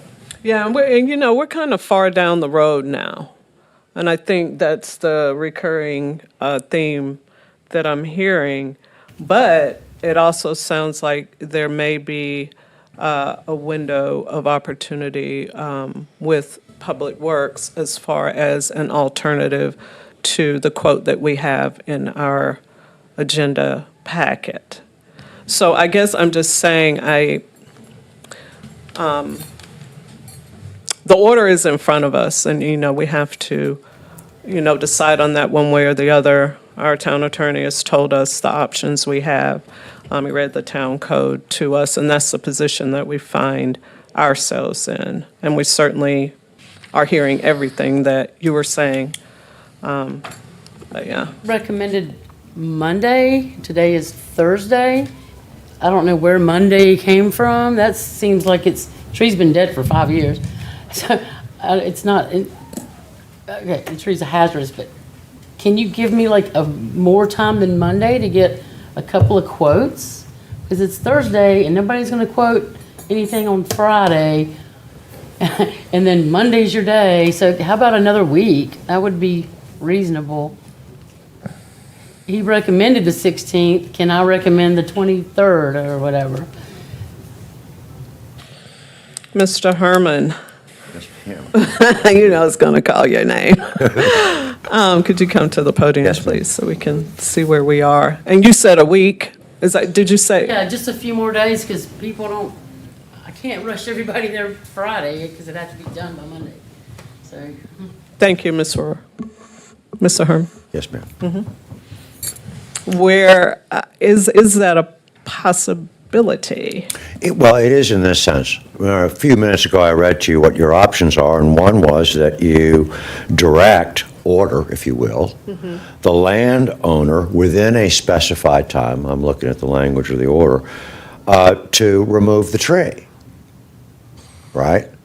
Yes. That is an option. It wasn't put in the order. I mean, it's something for you to consider. It wasn't in the order because, for obvious reasons. But to go back to your question, so that presumably if you entered an order that allowed the landowner X amount of time to remove the tree, and the order went on to say that if it wasn't removed by X time, then the town would remove it, right? And tax it, and then seek recoupment, if you will. I mean, you're free to do that. And forgive me, one more thing. The only other thing you should consider, if you continue to consider that, is stuff that I don't know, but that only Mr. Berger knows, you know what I mean? Because sort of the stuff is already in the works, and the repercussions of that. But I was not involved in arranging, the removal. Right. And so would this be considered an amendment to the order that we have in front of us? Yes. Okay. Because there is still a Exactly. motion on the floor for this order. Exactly. Okay. All right. But I urge you to consider also the practical question of that. You know what I mean? In as much as someone's lined up Monday, maybe they can be called off and the like. Okay. Right? Mr. Berger, I'm sorry. This is like Jack in the Box. Come on up here. And so is there someone lined up for Monday? Yes. To go ahead and remove the tree? Yes, we have been working with the treeist. The treeist, okay. We have been lining up road closures between us and the town of Chapel Hill. So, I mean, we do have a lot of things set in motion in anticipation of trying to remove the dangerous tree by Monday. Okay. That fact, if I may, Go ahead, is Mayor what Pro Tem. is what will prevent me from entertaining an amendment to my Because motion. there's a lot. There's a lot already in motion. Go ahead, Mayor Pro Tem now. It's September 12th, September 30th. I mean, like, it's hurricane season. We've had a pedestrian hit by this. I think that, I just want to address that what I was exploring, what seemed like a possible reasonable allowance in an amendment to the order does not strike me as feasible, considering what Mr. Berger is saying with the considerable effort of aligning two towns with this and the procurement of a vendor. So I would, just like to once again call attention to the order as written. Thank you for that. Thank you, Mr. Berger. And one last clarifying question for me. So the work is done on Monday. It will most certainly be done in one day. And so would that be 30 days from Monday as far as trying to get reimbursement from Ms. Rora? Would it be 30 days from Monday? Or would something else go out once the job is complete? Yeah. Here's the answer to that. Under the draft order, the language of it, it said paragraph 2. Right, I'm looking at it. Yeah, yep. so it's 30 days. The landowner would have 30 days from the town's written demand for reimbursement of the costs in order to pay. And if it was paid within that 30-day window from the time of the written demand, which has not occurred, then there would be no lien. Okay. Okay? Okay. Councilmember Mera. Can we put a longer window on that? Of course. I mean, just to try and ease the burden. I mean, because, this sucks. Councilmember Posada. Thank you, Madam Mayor. Just to understand Councilmember Merrill's comment. So on number 2. Number 2, extending from 30 days to a different amount of days. Right. Okay. That, Just to give a wider window to pay it down. I mean, presumably then you could kind of do it in increments over time. Because, no one wants a $7,200 bill. And at that point, we've dealt with the tree being a hazard. I would very much support some kind of extension to that date. 90? And with that, I would, Mayor Pro Tem, I would move to amend your motion to, from 30 to 90 days. All right.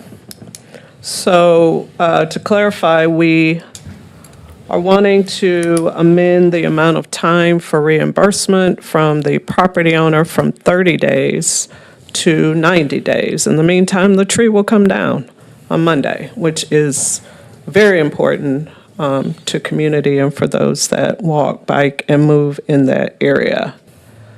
And so can I get a second for that? Seconded. All right.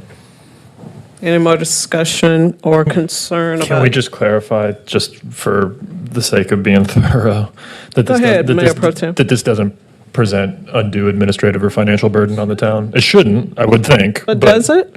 I want to confirm that. Town Manager Tony, were you going to answer? Well- Let us know before we're moving kind of quickly I here. mean, we will take the cost until it's reimbursed. And so, but it's $7,200. It includes closing the streets and everything. So I think it's a public safety issue. So we have contingency for those purposes. Okay, that sounds really good.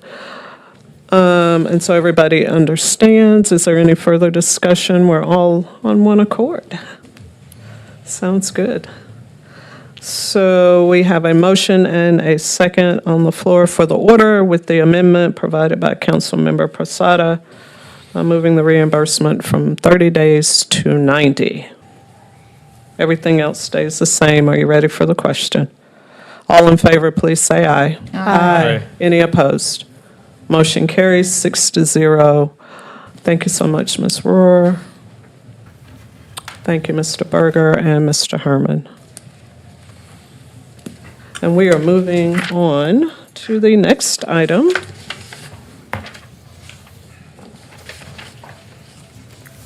We're actually in our general agenda now, and so we have a couple of action items. Town Manager Tony, do you want to introduce those, please? Yes, Madam Mayor. The general agenda consists of two sections, action items that will be voted on if council approves, and then information items which will be just for informational purposes only. The first action item is, the first part of this action item is a presentation by Baker Tilly to give a high-level overview of the recently completed Town of Carrboro organizational structure and staffing assessment. The second part is a request for Town Council to adopt the changes to the Town of Carrboro's position classification and pay plan in alignment with the recommendations of the organizational assessment. Our HR Director, Julie Eckenrod, will tee this presentation off. Come on up, Julie. All right. And she will introduce Baker Tilly for the presentation. They are remote, online via Zoom. All right, welcome, Ms. Eckenrod and Baker Tilly online. Yes. So thank you, Mayor and Council. In early 2024, the town contracted with Baker Tilly to conduct a comprehensive organizational and staffing study. Over several months, we worked with Baker Tilly to do a thorough review of several town documents, and they also conducted over 15 focus groups with our employees. And so this is sort of the culmination of that project. I'm going to turn it over to them so that they can share some of the recommendations. And then afterwards, you do have a resolution before you to help us implement some of the priorities from this assessment.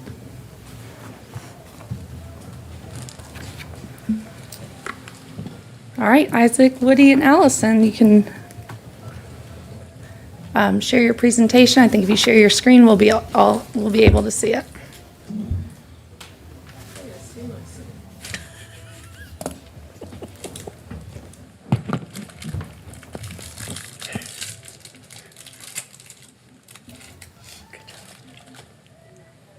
So can't hear them.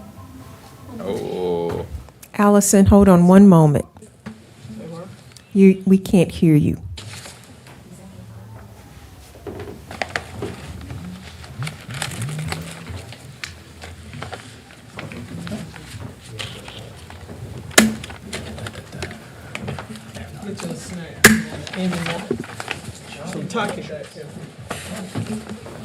I already had a bag.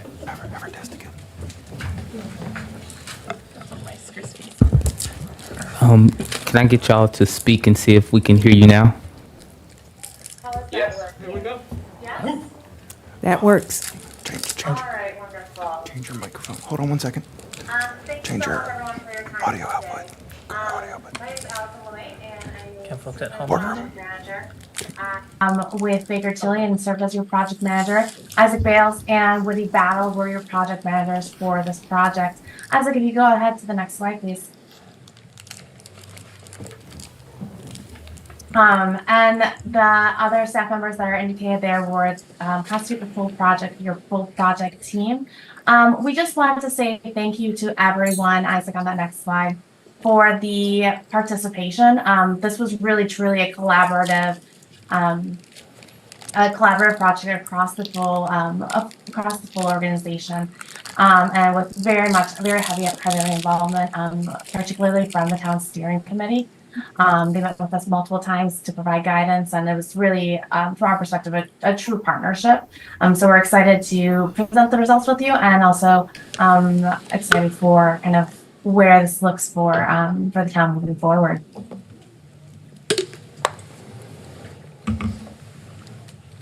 Okay. Great, thank you all. Just like Allison mentioned, my name is Woody Battle. I'm one of the project managers with this engagement, and we've been working very closely with the town in producing the organization, staffing, and structure assessment. I'm going to give a quick overview here of the executive summary of what we mean when we say the organizational structure and staffing assessment. Well, the key focus here was on the structure.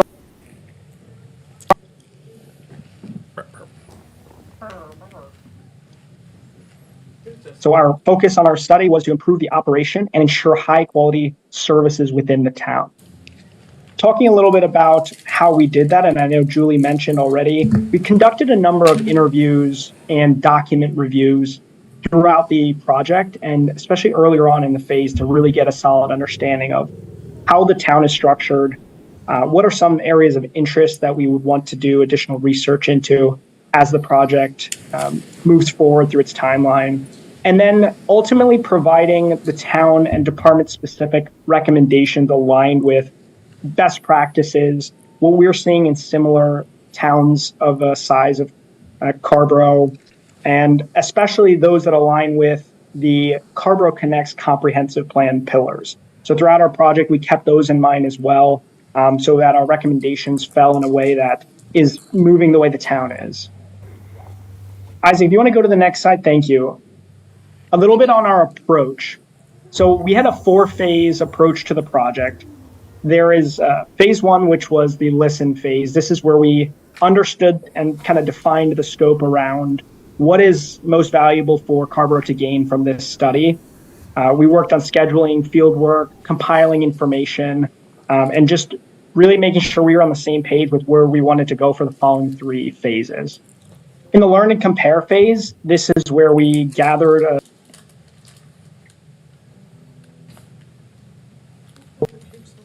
focus groups and met with individual department directors and personnel throughout the town. And we reviewed significant documents that are available on your websites, that are available on the wider internet as well, and especially those that are within the town.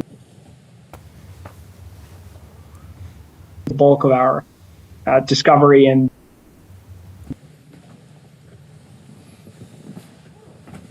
then we moved into a diagnostic phase, which is where we actually built out our recommendations, tried to develop our observations and findings from an organizational and operational analysis perspective. Business process and best practices are also a part of this as well. And our final documentation included these opportunities in the reporting phase. So preparing our draft materials and the final reporting of all of the research that we gathered and the analysis that we conducted. This fell into the final deliverable of the project, a report that we worked to deliver to the town. I do want to mention quickly here that from an approach standpoint, we were cognizant of keeping this very bottom-up focused.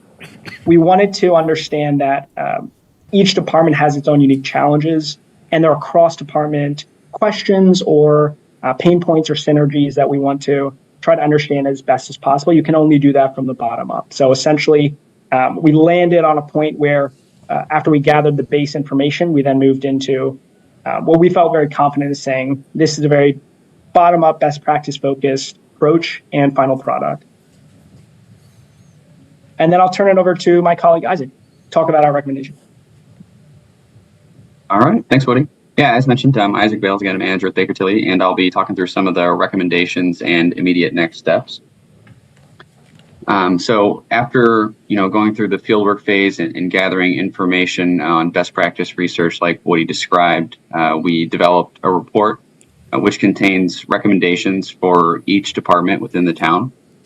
On this slide and then the next slide, you'll see many of those recommendations listed, and they are really focused on covering areas such as proposed reporting changes, for certain employees or divisions, potential process improvement identifications, technology utilization opportunities, as well as areas for potential staffing needs. Each recommendation within the report that was provided to the town was accompanied with a proposed timeline, as well as implementation steps to go along with that timeline. There was a lot of proposed recommendations, and things don't happen overnight. And so you'll see timelines from, ranging from the immediate next 6 months out through 18 months from the end of the report here. For the sake of time today, I'll just be covering the recommendations from a town-wide perspective, as well as some of those that touched on some staffing additions.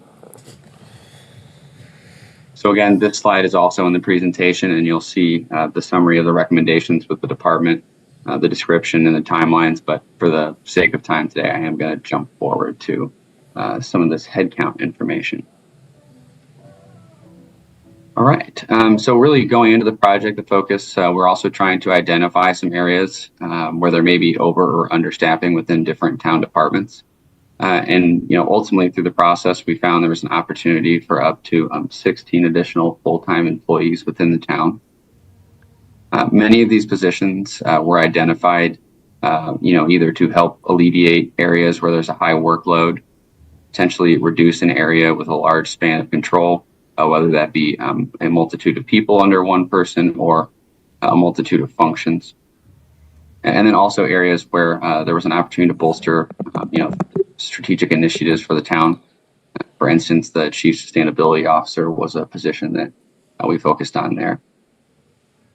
The positions that you see highlighted in red, these are new positions that were identified in areas of maybe a more immediate or current need. There's a total of 7 full-time employee positions highlighted there.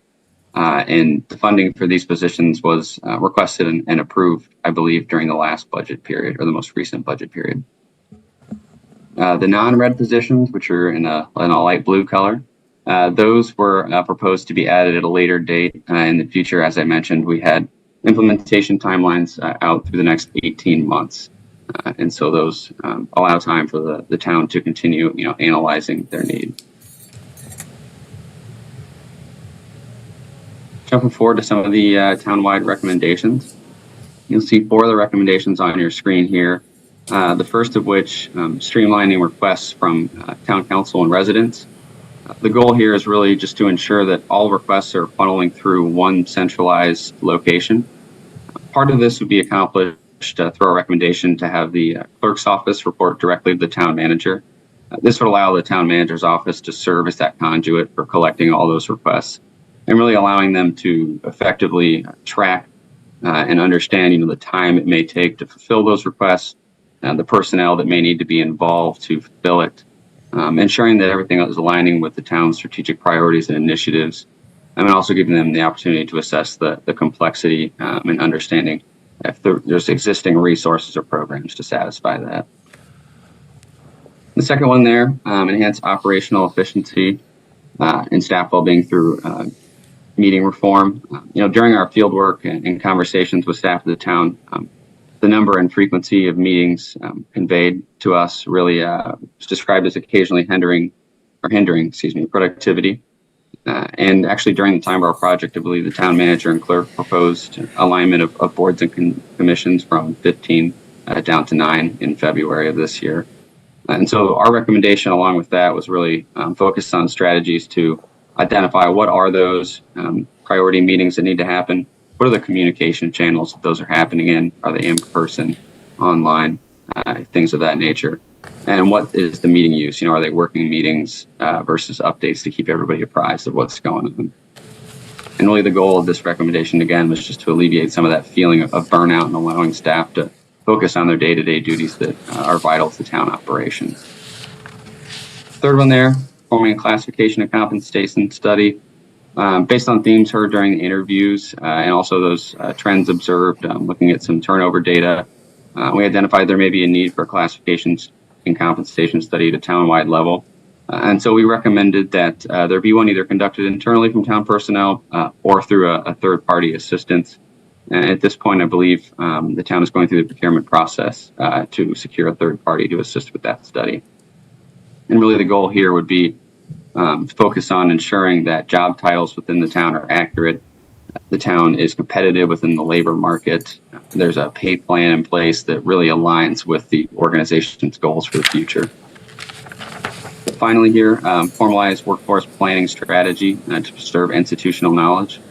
Another theme that became clear to us through fieldwork is the amount of institutional knowledge that is held by some of the more tenured employees within the town. And so we really made this recommendation with the goal of ensuring that there is a plan to disseminate this knowledge down to some of the other employees. And the focus of the plan would have a few steps in terms of conducting a retirement analysis, understanding when are those potential known turnovers to happen, identifying critical positions within each department, identifying if there's any skills gaps, and if there are within the individual departments, incorporating trainings to help rectify those gaps. So that was a very high-level overview of some of our townwide recommendations, but I'll stop there and open it up for any questions and just say we appreciate your time this evening as well. All right, thank you so much, Baker Tilly, Isaac, Allison, and Woody, and Ms. Eckenride. Council members, are there questions about this agenda item?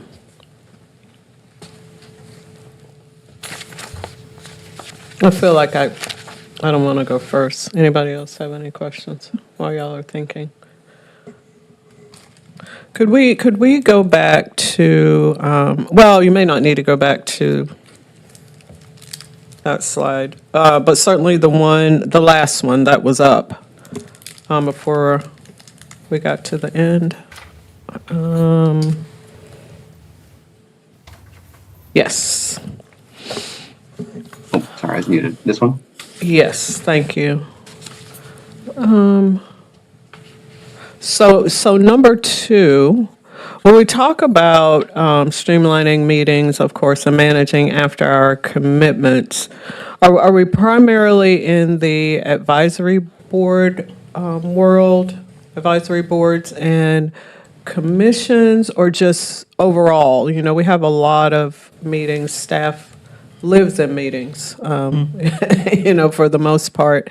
And so just trying to get clarity on if we're just talking about broadly meetings and keeping all the existing meetings more efficient, more streamlined, of course, or are there specific meetings that we're talking about?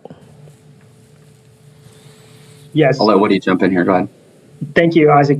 Councilmember, that is correct. It's more of an overall, overarching approach and topic that we're discussing here. While the commissions and boards is a piece of that, in the operational level, there are a number of meetings that across different departments are considered routine and just exploring different ways that we can utilize different meeting structures or reducing the number for more just operational time is a larger conversation. So it is overarching, to answer your question.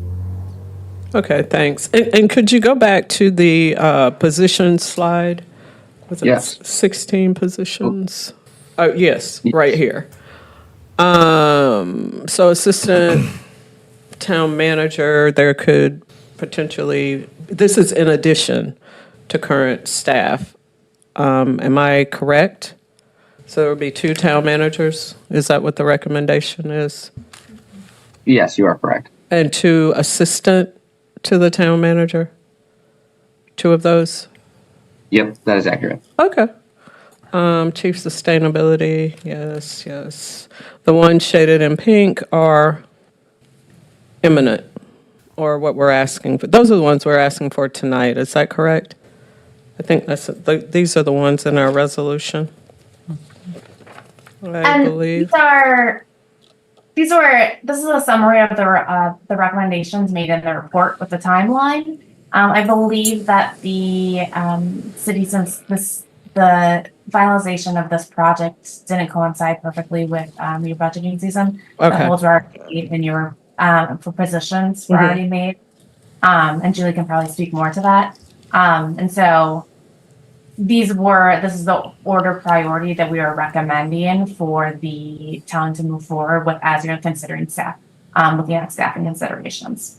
And the ones shaded in pink is what I'm saying. Those are the ones that are, I believe these are the ones in our, well, Madam Mayor, looking at the resolution, yes, it appears that the It ones looks in like pink it are is. included there. yes. Right. So the ones that are in pink either require a new job title to be created within our pay plan. Right. Or is increasing a full-time equivalent employee, FTE. Oh, I can. Of a position that already exists. So for example, we already have a diversion social worker in the police department. We'd like to add another one. Want to. And so we're asking for your authorization for that.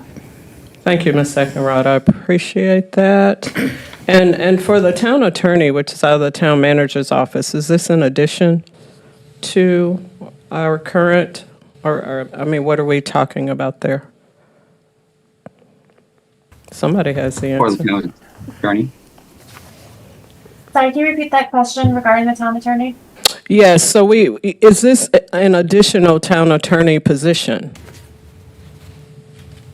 I believe it was the consideration of having a town attorney in-house versus contract and looking at, whether that would be the most beneficial for the town. Got it. So we're actually talking about one position there. Mm-hmm. Okay. Correct. Got it. Thank you. I appreciate it, Ms. Eckenrod. Anybody else have any questions for Ms. Eckenrod while she's at the podium? Oh, One thing I I'd have some like for Baker to. Tilly. Oh, I'm sorry, go I didn't- ahead. I was just going to say, I wanted to make sure I mentioned this. I was talking, I think, fairly quickly, but, one piece to really streamlining some of the requests from town council and residents, we thought would, and also in a separate recommendation in our report, is having the clerk's office report directly to the town manager, really allowing them, again, town manager's office to be that conduit and keeping track and ensuring that requests are aligning with the strategies for the town. So I just wanted to make sure that I mentioned that as well. Okay, that's good to know. Thank you. Councilmember Posada, did you have a question for Ms. Eckenrod while she's at the podium? Yes, Okay. thank you, Madam Mayor. And maybe it is for you. Okay, I answered that question too quickly. Here's my question. It's, as I understand this, everyone, all these positions that were in pink are the ones that are listed here. We've already had that money set aside in the budget. We just didn't have, we're officially changing the title, changing something around those that needs an official vote, correct? Right. So you all, when you passed the budget, earmarked about $400,000 for the implementation of this plan. We've figured out about how many positions that can cover for half of the fiscal year. And so that money will be used to fund the positions in pink here. Okay, perfect. And then, so the other ones are for deliberation, discussion, possible implementation in the future. Right. So there's suggestions from Baker Tilly to implement these over the course of these most immediate ones through 18 plus months. So we can't expect to see some of these requested probably for the next fiscal year in that budget, the ones that are kind of in that next second round. And then some are pushed even farther out that may be the following fiscal year. Perfect, and that's what that timeline of the periods Yep, that has the 6 to 12, 12 to 18, so on and so forth. Exactly. Perfect. I just want to make sure that I had it all clear. Madam Mayor, yield my time back. Thank you, Councilmember Posada. Councilmember Frey, did you have a question for Ms. Eckenrod? Do now. I Oh, okay. developed one in the course Go of ahead. that. Ms. Eckenrod, a quick question. You said in the budget there was $400,000 and you assessed how many positions that would cover over half of a fiscal year. So do I understand that if we're thinking forward towards next year's budget, that this is $800,000 of personnel expense, or is that? Help me understand how the half a fiscal year comes into it with the budget. Right. I think you have a correct assessment that if we were, we are making these full-time equivalent positions, we'd like to fund them for the remainder of this fiscal year, but it would be a recurring cost as we move forward. Understood, thank you. I don't have another question for Ms. Eckenrod, so I'll yield back if anybody else does, but I do have some questions for Baker Tilly after. Anybody else have any questions for Ms. Eckenrod while she's at the podium right now? Thank you. Appreciate it. Mayor Pro Tem Nell, did you have your? Possibly. I'm dealing on a refreshing PDF here, so if we could go to Okay. Councilmember Frey. that would be Councilmember great. Frey, you want question for Baker Titley? Thank you so much. Just a couple questions for the team. If you would hop to the slide showing the townwide strategies. I know that there's, any summary report like this, there's an enormous amount under the surface, but would you mind briefly summarizing for us? I know you did research into best practices and comparable policies at other municipalities. Could you briefly summarize for us the research and best practices underlying number 1 here? Yeah, and I can start with that just to give you an idea. So within the scope of work that was approved for the project, the research and the best practices were based off of, one, just our work. Baker Tilly is a national firm, so we work with, specifically with public sector entities across the country. And so part of that was our experience working with other communities.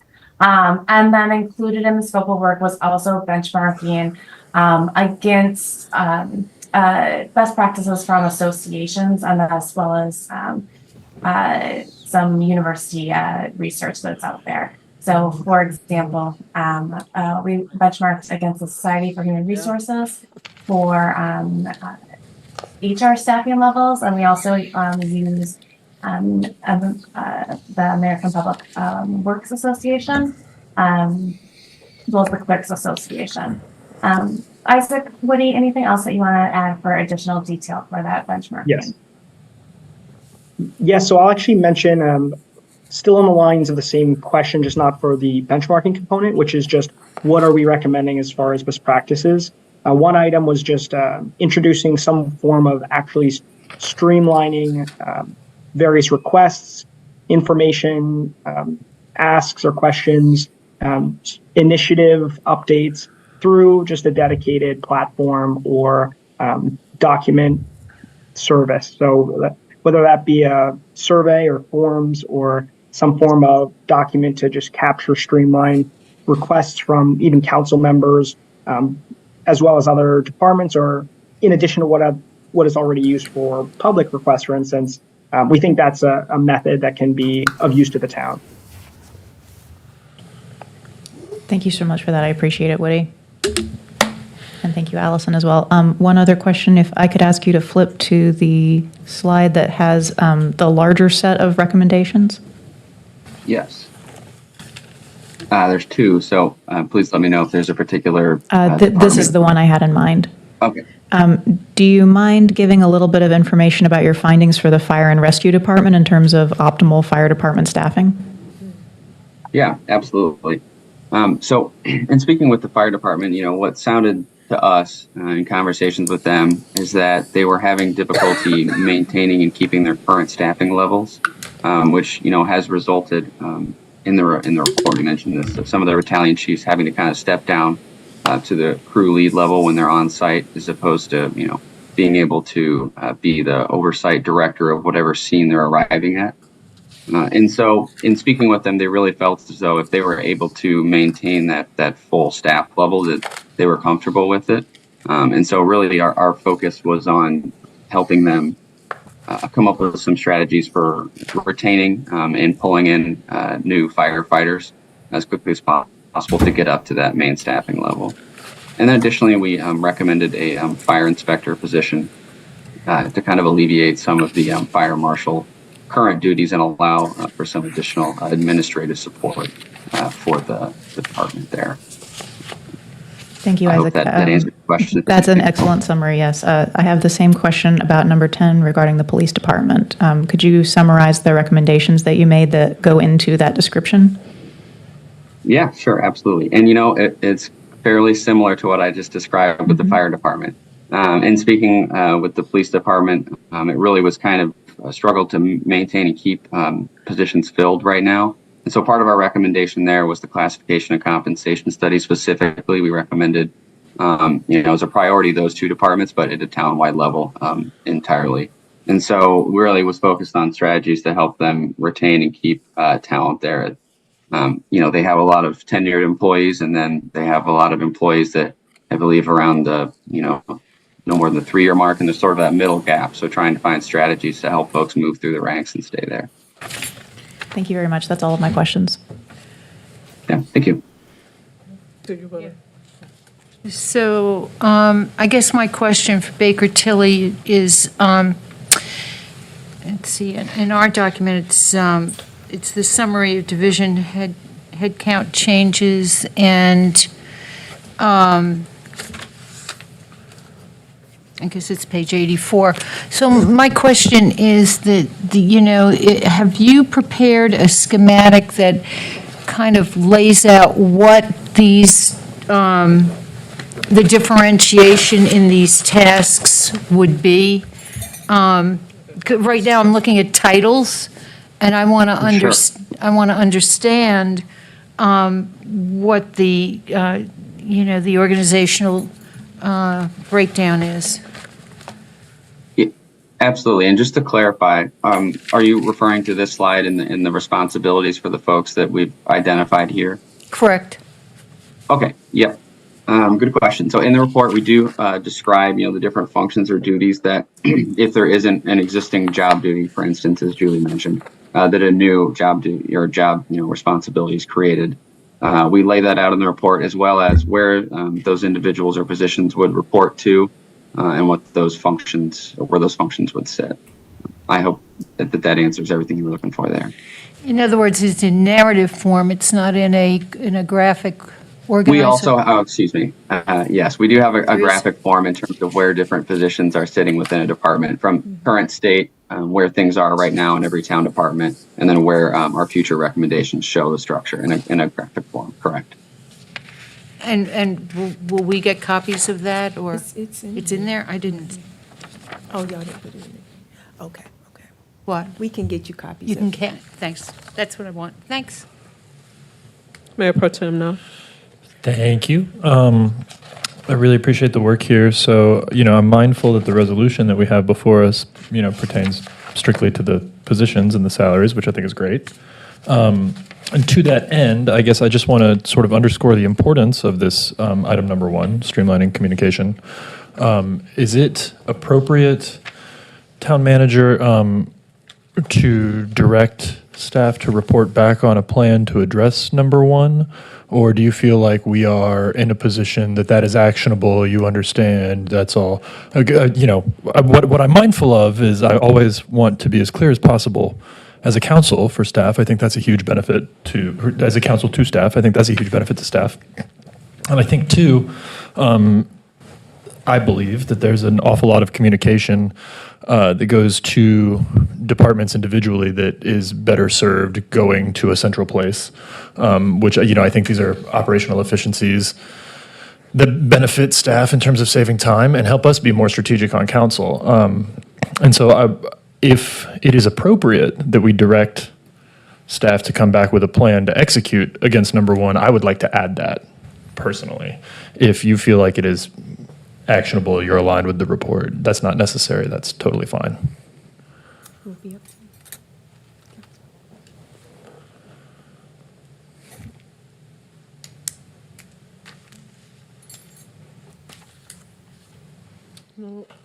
So I guess, I am willing to move that.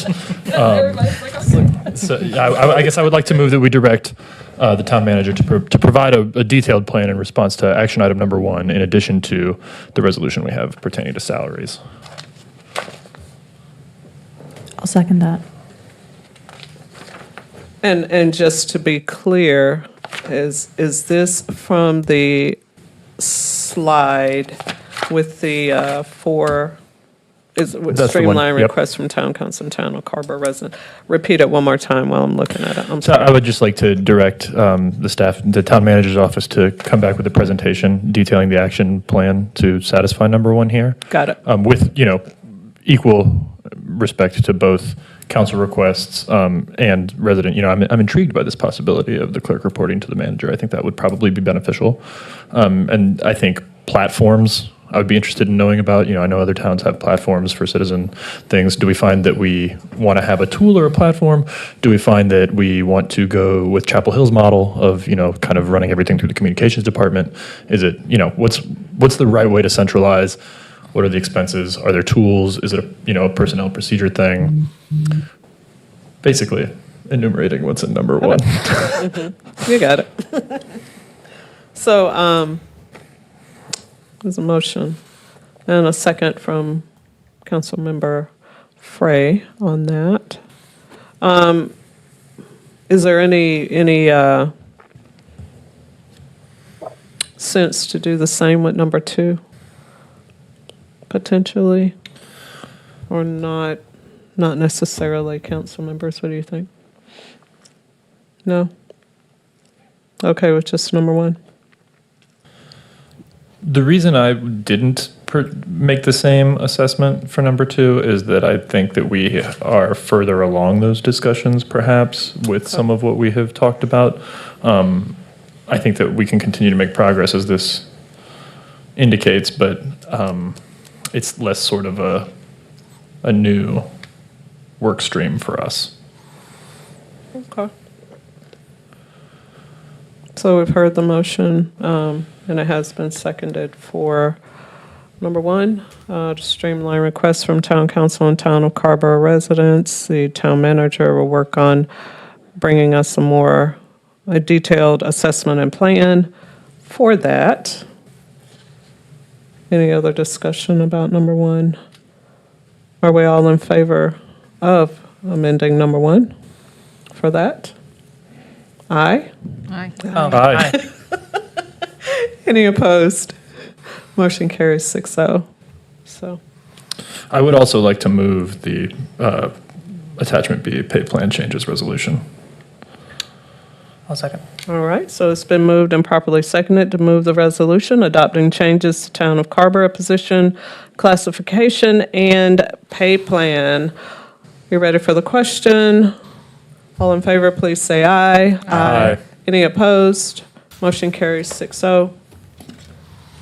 Thank you so much, Isaac, Allison, Woody, and Miss Eckenrod. Thank you, everyone. Thank you. Have a good evening. You too. It's just interesting seeing yourself on this thing. Hate it. Hate it. He's vexed.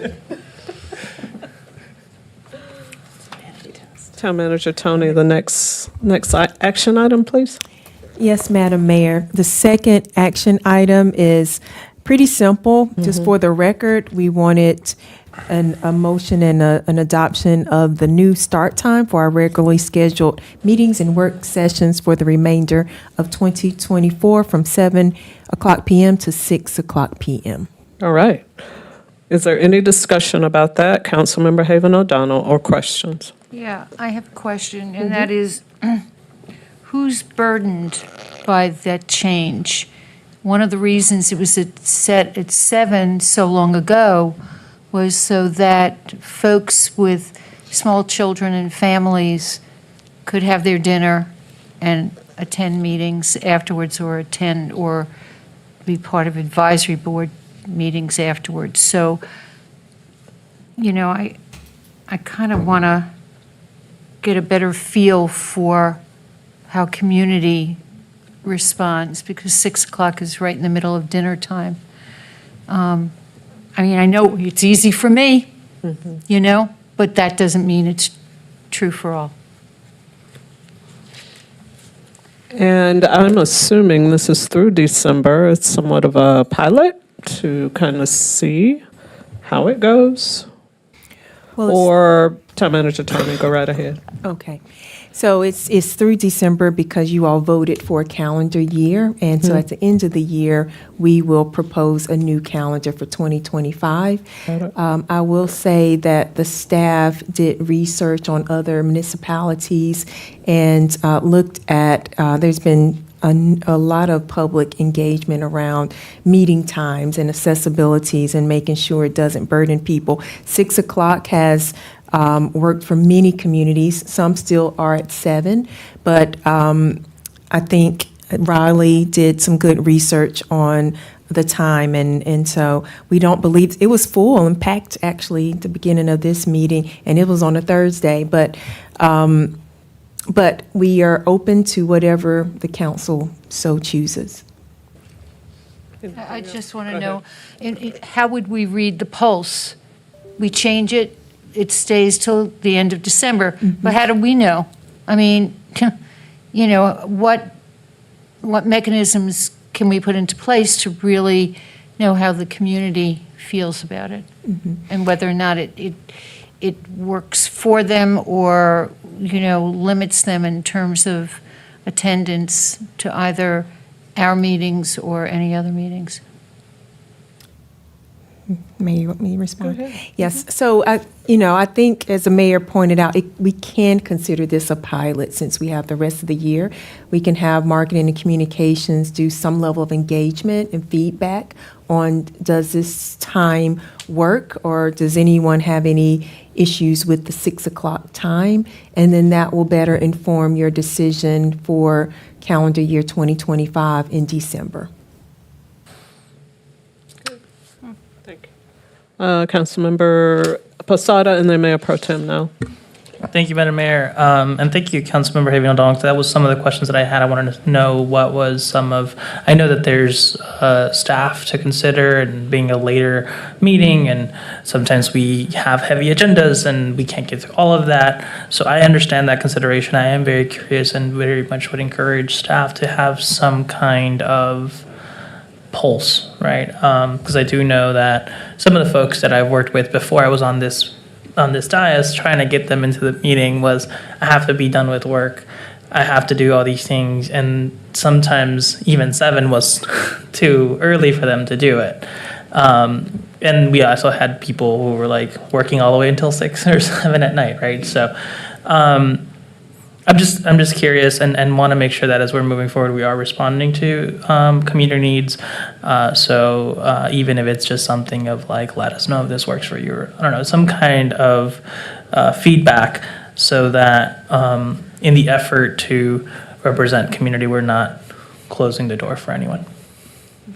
Thank you. Mayor Pro Tem now, and Councilmember Frey after that.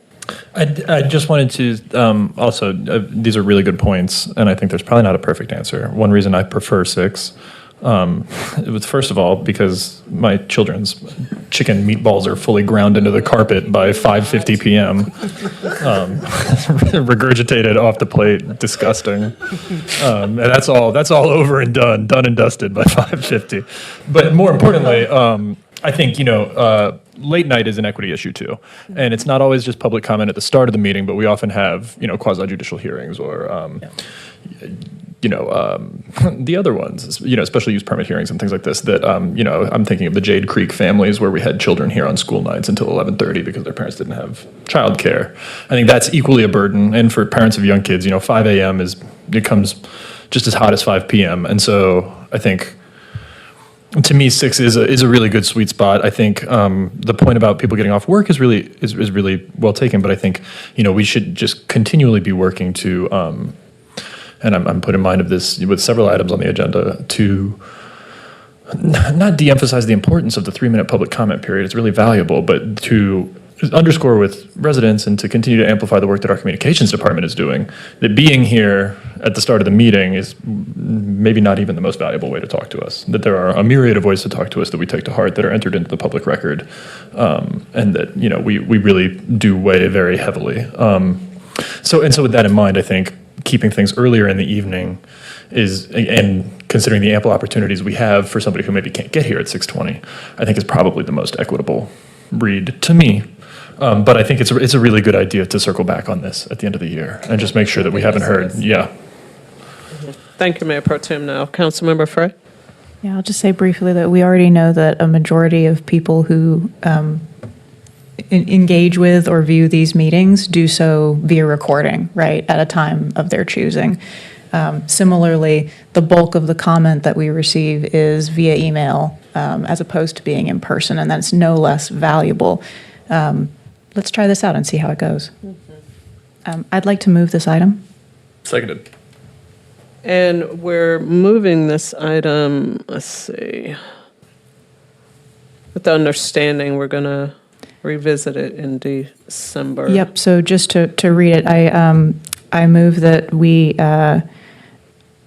change the start time of our scheduled regular meetings and work sessions for the remainder of 2024 to 6 p.m. All right. Thank you, Councilmember Frey. Motion on the floor. Can I get a second? Second. All right. Ready for the question, or is there any further discussion? Nope. All in favor, please say aye. Aye. Any opposed? Motion carries 6-0. Council meetings on Tuesday nights will be starting at 6 p.m. from now through December.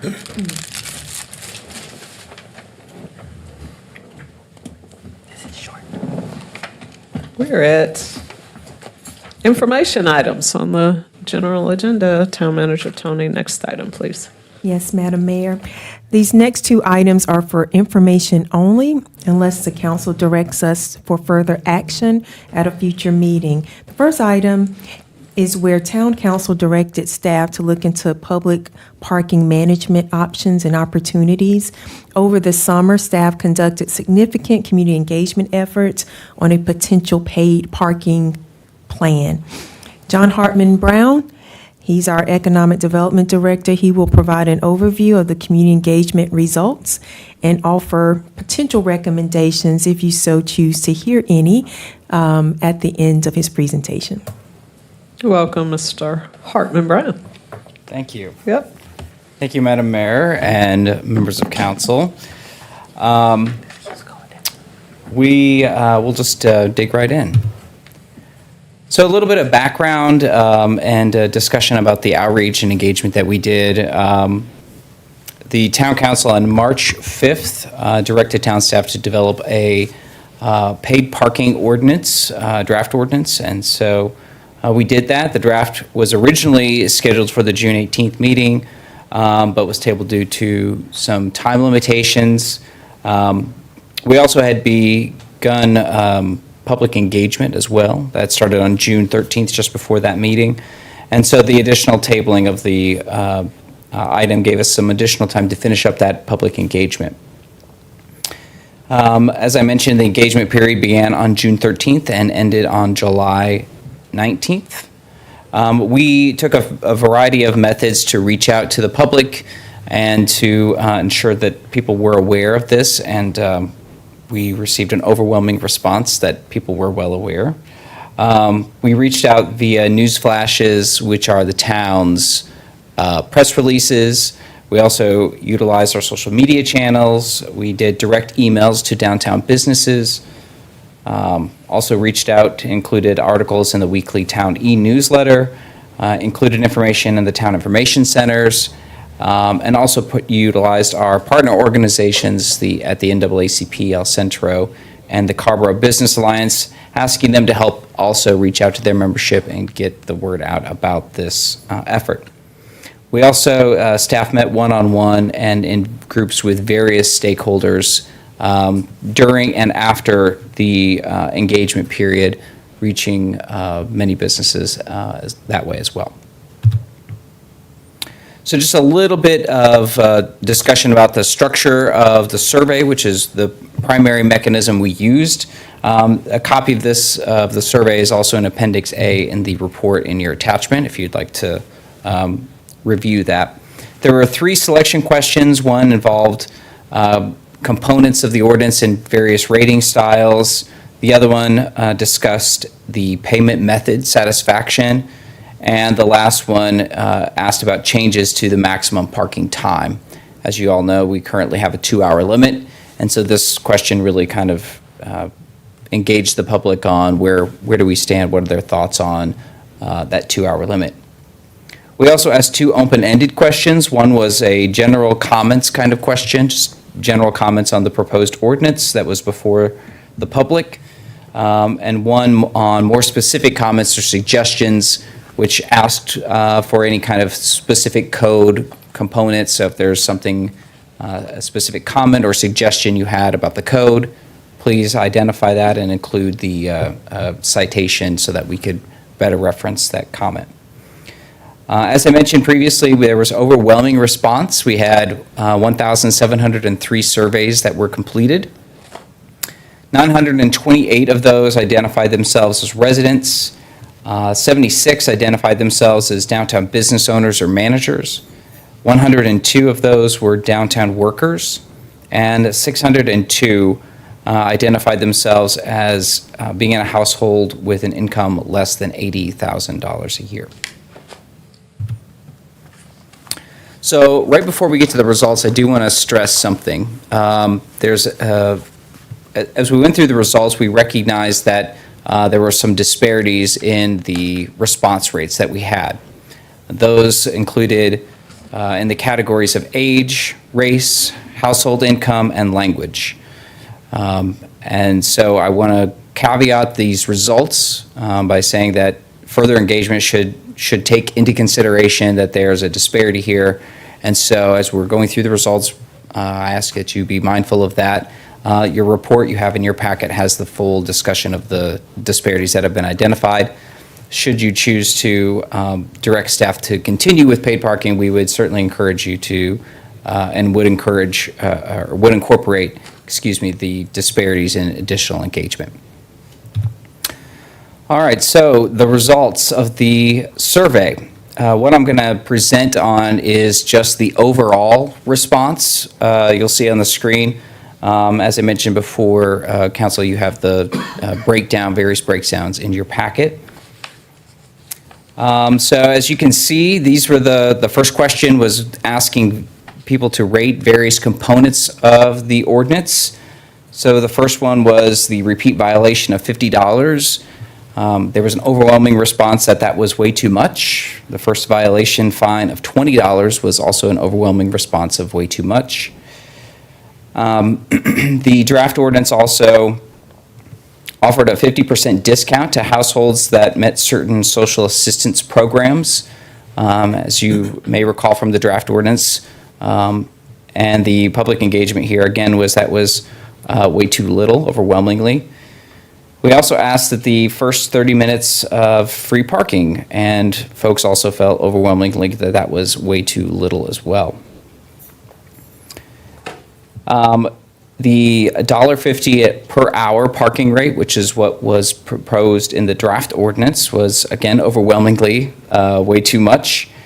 And the incorporation that all on-street and off-street parking spaces be included in the paid parking program, again, overwhelmingly way too much. People were looking to have fewer parking spaces in the paid parking program. I do want to qualify this question particularly. Staff went in with the intent with the direction from council to really engage on the draft ordinance. And so the survey was designed to look at and gather public feedback based off of the components of the ordinance. We did not go in with the intent to ask the question, do you want paid parking or not? Which is a very different question. And so I think the results make it very clear where the public stands on this, but may not be the most useful for each component. So as you're thinking through this in further discussion, please be mindful of that. The next question was referring to the methods of payment. In the draft ordinance, we proposed that there be the use of a mobile payment would be taken through a mobile app, text messaging, or a phone call. And we asked if this was an acceptable method of payment. And you can see a fairly significant majority said that this was not an acceptable form of payment. And there's a little bit of additional discussion there that you'll see reflected later on. The second response question referred to the timing, so referred to the 2-hour limits on parking. And as you can see, 74% said that they felt that if they were going to have paid public parking, that the time limit should be removed completely, the 2-hour limit should be removed, and just let people pay for how long they want to park.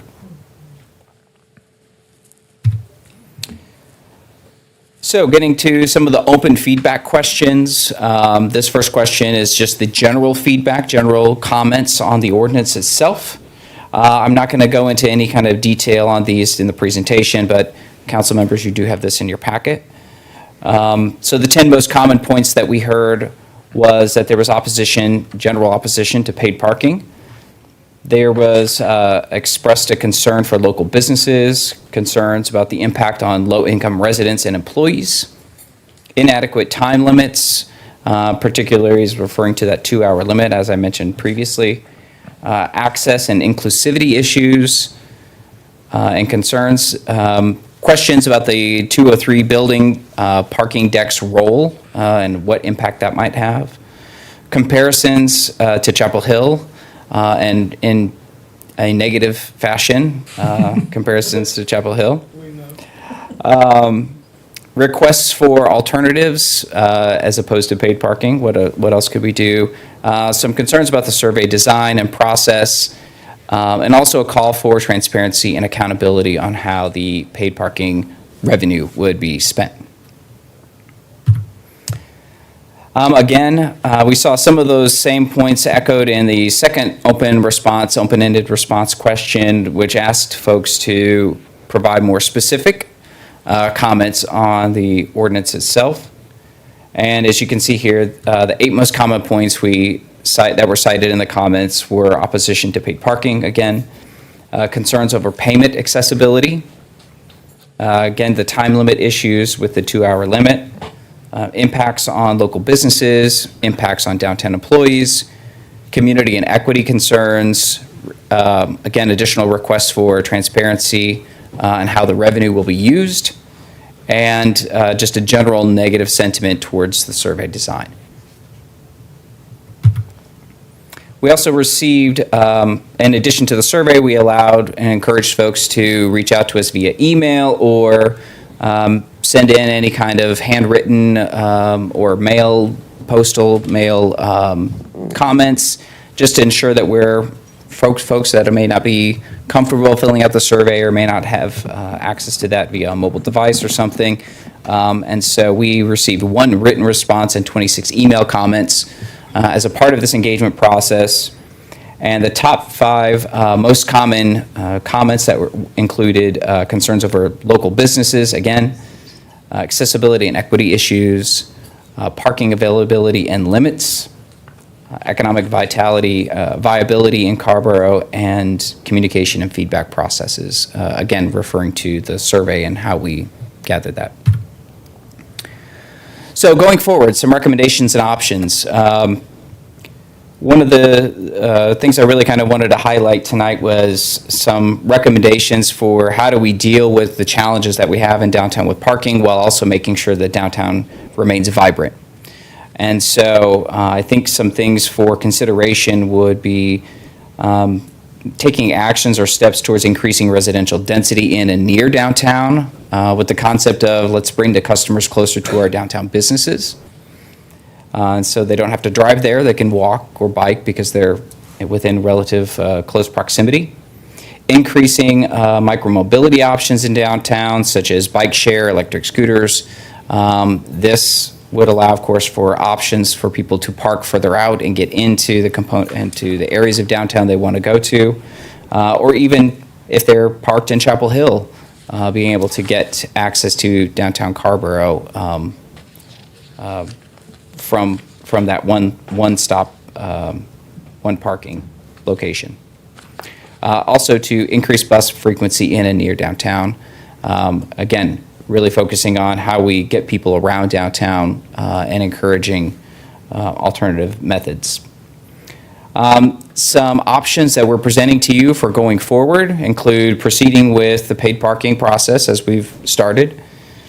Proceed with a modified paid parking proposal, which would include or may include something such as paid parking after 2 hours or having a paid parking program for higher occupancy or centralized lots, something along those lines where there's still paid parking involved, but it's a modified proposal. Also, to proceed with parking enforcement. And again, this would keep us within that 2-hour limit timeframe that we already have on the books. Or, of course, do nothing at this time, and we'll continue with the existing process that we're conducting. So with that, that concludes my presentation. I'll be happy to entertain any questions. All right. Thank you, Mr. Hartman Brown, for that presentation. Council members, are there questions? Councilmember Frey. Mr. Hartman Brown, a couple of questions. If I could ask you to back all the way up to the responses. Sure. The count. Thank you so much. I just wanted to make sure I understood the breakdown here. So of the 1,703 surveys completed, only 928 were from residents, or is there overlap between some of these categories? So there could be some overlap between the categories. Most of the people selected, we had specific options for folks to choose: resident, downtown business, downtown worker. Some put other, and they said, I am a downtown business owner and a resident. So it made it a little difficult for us to go through and try to parse out those results. But so there is some overlap there. Okay, thanks. If you would step forward to the your excellent sticky note about discrepancies. I know that it is in our packet. Have taken a look at it. But because this is sort of a public informational meeting, do you mind briefly summarizing? Sure.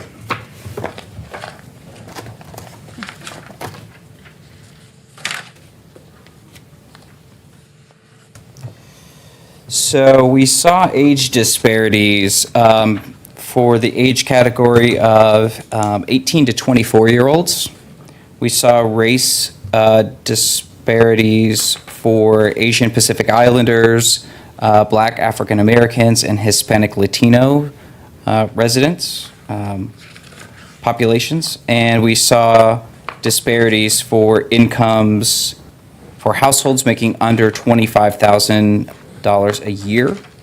And there were also disparities involving non-English speaking households. When you say disparity, do you mean that we did not hear from those folks at the proportion that we would expect to if it were a representative survey? Correct. Okay, thanks. I think that's it for questions. I have some more for discussion later, but thank you. I'd like to thank John. Oh, go ahead, Mayor. But otherwise, I have quite a bit to say here, but not as many questions. And I just think that this is really fine-grained. I think there's a lot of movement forward in how we present data like this. I think the way that you've synopsized the tremendous volume is really thoughtful, particularly heartened by the data around houses making under $80,000. So I just think this is really,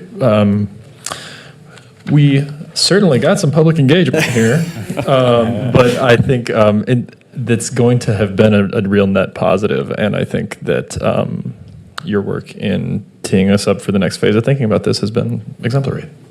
Thank you.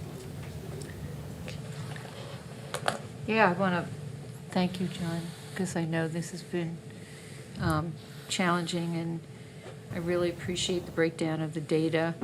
I don't know what it took to get all the comments, but it was well worth reading through because I could hear the voices of the community, so I really appreciate that. And I think one of the other points that you made, getting 1,700 folks to respond is, I think that's, I applaud you on that. I think the continued conversation that you held with small groups, going back to the business owners and others, I think that's key. And I think it makes me more confident that the business community has a voice and they're being heard and their employees are being heard. Because I think in the past that's been missing. So thank you for your Herculean effort. You're welcome. And I would also like to thank our partners, especially the Carrboro Business Alliance. They've been instrumental in helping us get the word out about this. So. Okay, so I have a couple of things. So when and thank you, Mr. Hartman Brown.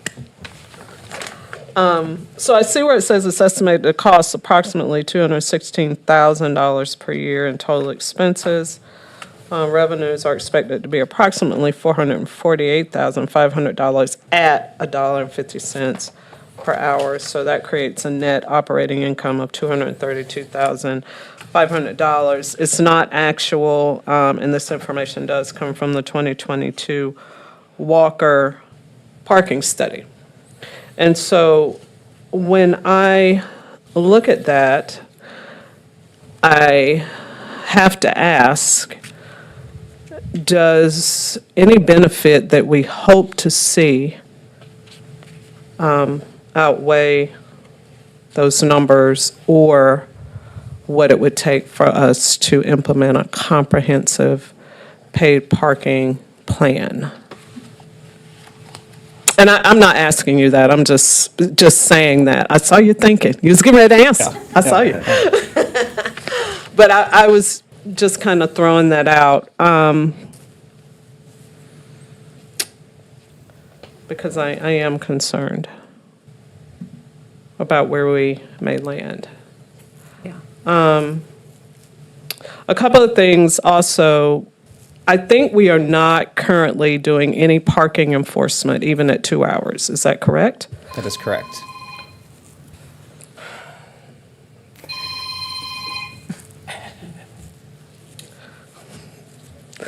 So we don't know the impact if we did do that parking enforcement. And I want to go back to the froggy thing, the wayfinding signage. We don't know the impact of that either because it's not on the ground. I don't know where we are with that. And then what was mentioned by some folks, the impact of the 203 project parking deck. So these are things that we don't know. I call them low-hanging fruit in comparison to implementing a town-wide paid parking plan. And I don't know about my colleagues, but I mean, I would love for us to spend some time on those and get some information. And then maybe we come back to this conversation because we may or may not need to. But we don't know about these items. So I just wonder what everyone thinks about that. Should we let Mr. Hartman Brown sit down, or it sounds like we might be about to discuss? I don't know. Does anybody have any more questions for Mr. Hartman Brown before we go into a discussion? I just wanted to put that out there for everybody. Councilman Posada. Yes, thank you, Madam Mayor. Mr. Hartman Brown, can you go to your last slide? Yeah.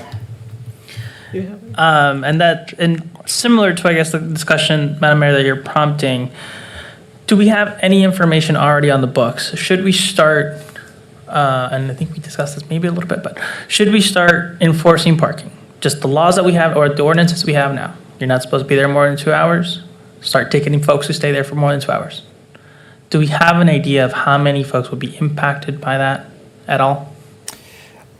I would have to go back and look at the parking counts that we did about 2 years ago now, and that could give us a pretty good idea. We are due this fall for another count, so we would have that updated information this fall, because that would be the information we would need to look at is what percentage of those parkers. I believe it was somewhere around 68% during the weekday and maybe 57% during the weekends, I believe. But don't quote me on those numbers. I'm just trying to. It's somewhere in that range for folks who are parking more than 2 hours. Yeah, and I asked this because as I'm looking at the consideration, also for my colleagues on here, I was like, one of the issues that I see is space is not revolving. Space is staying occupied for long periods of time, particularly in busy areas, and this is what's yielded some of the results that we've had with Carmen Mills predatory towing, right? So I'm curious if there was some kind of move forward in this, the second bullet point there of 2 hours unpaid. When you're talking about high occupancy center areas, are you talking about putting parking meter in front of Century Center, but not over by the hotel. Is that what would be? Yeah, the higher occupancy or central lots would be basically the higher demand lots. Okay. So we would set a threshold as part of the ordinance, anything above, say, 70% occupancy or something like that. And then you would have a charge in those lots. But then the lots that you don't. So primarily it's the central lots, but the deck at the Hampton Inn, you typically wouldn't. Town Hall, for the most part, is empty most of the time, especially during the evening. So it's not approaching that threshold. And then, as I read some of these comments, and some of them are very colorful, and I looked at the survey that's on the thing, and I'm not trying to be funny, it's just funny. I wonder if folks have a clear picture of what is private versus what is public parking. Were there any questions when folks were filling this out, or any kind of conversations when you've had with community members where there's a clear, maybe not clear, but there's not a understanding of what is a municipal public lot versus that of a private institution? Some of the things I'm hearing as I go to this business, well, the business has parking there and that's theirs. They don't charge you for it. We don't have the power to go in there and charge you for it. And as I read some of these colorful comments, I wonder if that's clear to folks who are figuring this out or filling this out. Yeah, I'm not sure. We didn't do, as a part of the process, we didn't do extensive education on a better understanding or preface any of the questions in the survey to kind of gauge how well folks understand or know where public parking is. I will say we have done, I think, a fairly decent job of getting the word out and letting folks know where public parking is. I just can't say that all of those same people responded to the survey. So that's another area where the data is lacking on us having solid information to be able to answer that question accurately. Yeah, and thank you for that, because when I looked at also like who lives in Carrboro, right, I'm not good at math, but that, I don't know, 900 something out of 1,700, is that like 50%, a little bit over 50%? I don't know, I'm not good at math. But if I, who live in Carrboro and have lived here for almost 8 years now, didn't know all of what was actual public parking until I took a look at that map that was sent out, I'm curious, would any of the feelings of folks who are filling out these comments change if they realize that maybe your dentist parking lot, we don't have control over what they do. we can't charge you for parking at your dentist's office. But anyway, I just say that to think that this has been really good, and thank you for all the work that you've done on this. I think as we continue to move forward, whatever it is, we have to make sure that we're informing folks of what this really is. I'm very interested in looking into what does, how to encourage folks to walk more into town, how to increase some of these, proposals you're talking about to make it more feasible for folks to be a part of our downtown, but also responding to the need to have some of these cars revolving so that folks are actually able to access downtown. But with that, Madam Mayor, I yield back. Thank you. Councilmember Frey. Mr. Herman Brown, 2 quick questions, and feel free to say you need to get back to me on these, because these are now questions of fact.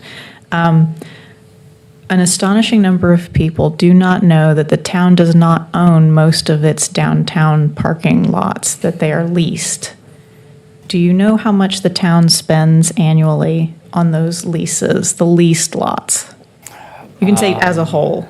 Yeah, I'll have to get back with you on that because I don't want to give you an incorrect number. But yes, we'll get that to work with the manager's office to get that information to you. If I were to throw out the buckets of more than 6 figures and less than 6 figures, do you happen to know which of those buckets it's in? I would definitely say it's more than 6 figures. Thank you. Okay. And then my other question was, what is the current, do we have a current estimated install date for the wayfinding? Thank you. Yes, we don't have an estimated date of installation. We are working right now with the TDA on a transfer of the funds. So they're paying for a majority of the wayfinding. The estimate came in above what we originally estimated it to be. And so we are finding some general funds revenues as well as getting a transfer from the TDA that we're working through right now to get that. It'll have to all come to general fund, and general fund will be the one that will manage the project. Are there any further steps that need to be taken by the council to enable the wayfinding to get all the way through to installation? I don't believe so. The only thing I could possibly think is maybe a budget amendment of the 100,000 transfer, but we'll work with the manager and finance director on that. Thank you very much. That's all of my questions left. Any more questions for Mr. Hartman Brown? I guess my question is, in conversation with business owners and employees, did they have any insight into how the private parking they have can be reorganized? Is there any conversation like that amongst the business community folks? As in how they could lease to the town for parking? Is that what Well, you're- or, I mean, if I could wave a magic wand for like 20 years of this crap, I would build structured parking and be able to convert all of those small independent lots into business. Where is the possibility of some conversation that looks like that? Actually, I would say our downtown plan is probably a good place to start. We're currently underway right now with that kickoff. So I would say that that's probably a really good place to get this conversation going, primarily because the public parking situation is a downtown challenge. So as we're thinking about land use, as we're thinking about, what you're referring to, building out what downtown would look like over the next, 10 to 20 years, I think the downtown plan's a good place to start and have that conversation. So there is possibility that the upcoming conversations that are going to be mapped out for downtown, can inform this whole parking conversation differently. So then one of the things I think we need to do is maybe look at the wayfinding and look at the parking enforcement as what's the low-hanging fruit that we can deal with right now, but have the downtown conversation have a component that pushes forward, that part of it is the critical piece of parking. In other words, the consolidation of parking. I love what Hillsborough did. I make no apologies that Hillsborough did it right when they built the structured parking and took the opportunity for all those small lots that were in and around the businesses and said, let's make that viable commercial space, and they have. And we have a very tiny downtown. We could, create a vision to do that. And I would hope it'll come out of that conversation with downtown. Thank you. Apologies, Madam Mayor, I have one more. Sorry, I forgot. Mr. Hartman Brown, I know you had a lot of conversations with groups and one-on-one. Did you hear any suggested alternative approaches that pleasantly surprised you? I'm not talking so much about I'm sure you had many suggestions along the lines of don't, but did you hear any ideas that you found interesting? I think, something like I don't know that, I think the biggest challenge that I heard was probably where do downtown workers and employees fit into this? Right. And so I think for us going forward, with any of these options as presented, I think it's going to be critical for us to be thinking about how do we prioritize businesses' customers versus their workers? And how does that, where are we finding space for both of those constituencies? Because as we all know, Carrboro is not a cheap place to live. And so for a server, they may not be able to work or live in Carrboro. And so how are we accommodating that? Because we don't want to, we want to be careful about making sure that our workforce isn't scared away by a potential policy. So. Thank you. Any other questions for Mr. Hartman Brown before he takes his seat? Thank you. Thank you all. Thank you. Mayor Pro Tem now. Thank you, Mayor. I have a lot of thoughts here, and this has been a good process here. I am glad in the end that we were prompted to delay this because I think it has been beneficial. I have, in large part, been a proponent of the possibility of paid parking, and essentially, TLDR. I am going to advocate that in the broad strokes, as far as paid parking, we do nothing at this time. But I'm going to ask that we make some directions towards staff that move toward being more strategic with the way that we think about parking. I'm going to take just a couple minutes because I think people will be watching this meeting later, given that we had this long span, just to talk a little bit about, I think, why I've evolved here, which is, it's been really interesting to see how totally this process reflects how poorly our intent has been communicated, not by our communication staff, but just as leaders facing a community with a difficult policy change, the sort of chasm we have to cross to communicate why we would consider something that we knew would be unpopular. And one of those is, I think, assistance to the business community. When I think about why we might pursue paid parking, for me, one of the largest reasons is to help small businesses, in particular with that turnover problem. 57, 58% of spots not turning over is a lot of potential revenue with people not turning over. What I'm hearing from the business community is that this is not the preferred way we address that, and I think that can be fine. But I do want to assure anybody who tunes in, how did we get here, that those are the needs we're thinking about. Two, for me personally, I transparently want to disincentivize car use. I think this role has persuaded me from a policy standpoint, from a safety standpoint, from an economic externality standpoint, that car culture is, one of the looming problems that we have yet to really crack.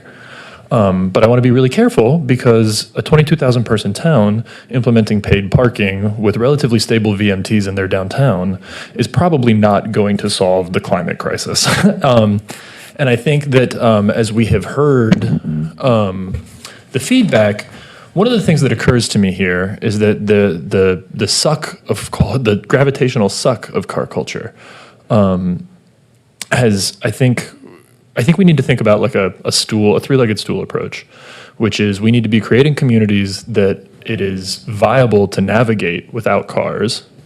I think we need to be investing resources in existing transit and multimodal networks.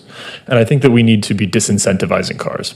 I think if we start by focusing on that third leg, we are significantly imperiling our ability to strategically introduce the other two legs. Namely, I think we can do a much better job for our residents of making it feel good to not need a car in Carrboro. I think what I'm struck by is how punitive most people received this as. And I think that reflects, sort of a gap in our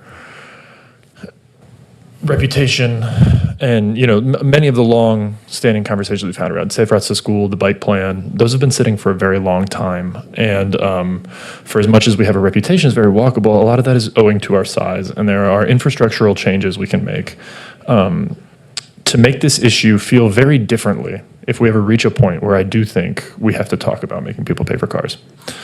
All that, I'm sorry to talk so long, but I think it's important to sort of clarify where I'm thinking, because I've kind of been a driver of paid parking, and now I'm going to say let's not do it. And I just want to give people a sense of why, sort of in earnest, this conversation has taken this turn for me. One of those, two, this is a little bit of a tangent. I'm going to ask that we make a motion. I'm going to direct staff here. One of those carrots that I heard about in this discussion that I like a lot, and that we've kind of bandied about, but one of the things I think we could do to make it feel nicer to be on foot in Carrboro would be to pedestrianize Weaver Street. So I'm going to actually ask that we direct staff to investigate possibilities to do that, but we can put a pin in that. I'm also going to ask that we direct staff.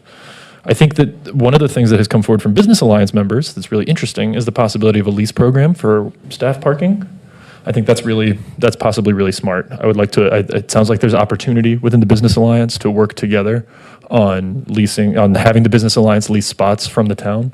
I think that's really smart. I think it does a couple things. I think it helps with the worker problem, and I think it sands over some of the concern, like parking, a standing parking lot is a resource suck. But if we can gather some resources out of it for valuable use for businesses, we're doing a lot of what we want to do with the paid parking program.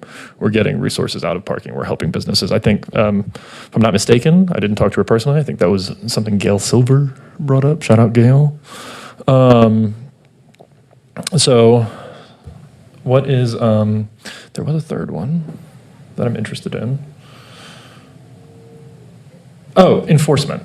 I'm curious, I guess I tend to think that in order, enforcement would be the next thing we would think about. I think the downtown area use plan is really gonna be a driver here in a lot. Like when I see increased bus frequency in and near downtown, that's great, but we know we spend $2 million at Chapel Hill Transit. We know that's an open $2.5 million. Yeah, a gigantic number for Carrboro. And that's an open discussion. We are always looking at bus frequency in and near downtown. And that with the amount of money we spend, that's not really going to change until we have a population center, which I think I would like to have. So for me personally, I would like to see a plan for enforcement with possible outcomes. I think we've talked about non-ticketed enforcement to start with. I think that we have, bless our staff for having to put up with me. I think that they've told us a figure for enforcement and the time that it would require. And so I think we should look at that against potentially the timeline for considering the implementation of non-ticketed enforcement after the 203 lot. I think we should take a breath here, use the fall. We have another count. We have the 203 lot is going to be open. We have wayfinding coming. I think those are kind of the things on the horizon that I personally feel like would inform when we might consider non-ticketed enforcement. Finally, so long-winded here. Thank you for bearing with me. One of the things that I think has been a little bit of a mistake that I have made in reading this issue is, we have a surplus of parking. A lot of it is private, but ultimately that means that we do not have a problem that requires that traditionally the market incentive would be to solve scarcity by creating paid parking. And so I think, we have a lot of opportunity to get more strategic. I really, really appreciate the conversation here, and just from a neighbor standpoint, I think it's important that when people trust us to be able to take these big shifts, and that we are open to that, and that we're open to it in a variety of ways. It's not just public comment. Sometimes it's in line at Weaver Street. Actually, about paid parking, a lot of times in line at Weaver Street. But we hear that, and it's real and good, and we really appreciate it. So, thank you for your indulgence, everybody. I'm sorry. I would like to formally direct a plan about the pedestrianization of Weaver Street while I'm here. If I could get a second on that, we can vote on it later. I'll gladly second Or that. an analysis, a feasibility study, a first steps. And I would like to see a feasibility plan on the possibility of the Carrboro Business Alliance or local businesses independently, a lease program for employee parking from public parking lots. And just for clarity on the pedestrianizing Weaver Street, we're talking about the block. Yeah. From Greensboro to Main Street. I'm thinking, yeah. Yeah, not the whole thing. Right. Yeah, just that block. Just that block, yeah. We'll start there. Yeah, the dream. Right in front of Weaver Street. Right in front of Weaver Street, Century Center to, to the hairpin. The Woundford. Yeah, with the Woundford, right. I think, one of the things I've heard that we'd want to be attentive to would be delivery access. I think a total pedestrianization would not be good. But one of the things I'm after is what we know is when you actually get to where you're curbing car use, you're increasing the dollars per hour that people in town are worth. When people are on foot in downtown, it is good for business. Ultimately, that's where we want to get. And so I think if we can create a Weaver Street zone of experimentation, maybe we can start to see if our businesses really do reap the benefits of that. I think I have a second there. Did I get a second on Not yet, because you lease? didn't say it was a motion. I would like to move that we ask staff to conduct a first steps analysis toward a lease program for employee parking. So seconded. And I thank you guys. We have some discussion I think we have to Yeah. do Right. Yeah, before but I just before we wanted to get make the sure that those question. were recorded. There's going to be some additions to that. Councilmember Posada. I was just curious on the parliamentary part of this. Are we reviewing these motions now? Are they being made and tabled till later? I'm trying to figure out what we're doing. The direction is. Happy to have them tabled. Oh, it's tabled? Yeah, but I just Okay. wanted, with them recorded and seconded so that we can come back to them. Okay, Yeah. so you're. Sorry, Mayor Pro Tem, are you saying we were wanting to table them so that we can discuss? Or are you saying you want to table them to a subsequent? So that we can discuss. I don't need a vote right this moment before we discuss. And I'm happy to have amendments. Thank you for that. Councilmember Posada, did you have something else? No, ma'am, I was just trying to figure out what we were doing. Anybody else? Oh, Yeah. Councilmember Mayor. I'm going to talk. I met with a lot of the business owners over the summer individually and heard a lot of, obviously, what we've heard here, and a lot of the things that Danny mentioned. Contrary to the kind of chorus that we've heard over the years that there is a parking problem downtown, a lot of what I heard from individual business owners, and this isn't necessarily representative of everyone's attitude, was that we don't actually see a problem here. So I think before we take any next steps towards enforcement, towards anything, we definitely need to have wayfinding online. We need to have the 203 online, and then we need to have another study. And I think we could probably stand to do a good job of talking to our business owners and saying, now that these things are functional, how do you feel about things? See where we are. Yeah, I think, and I think that was kind of one of the big sentiments I got was, we're not sure that there's a problem, and we need to be sure that there's a problem before we start implementing solutions that may not have a problem. Yeah, and Danny, in the list of items for feasibility, I would also include the micro-mobility options we've talked about, the trike bikes through the library, once the library's up and running, and some other micro-mobility options that, once people are downtown, moving them around downtown,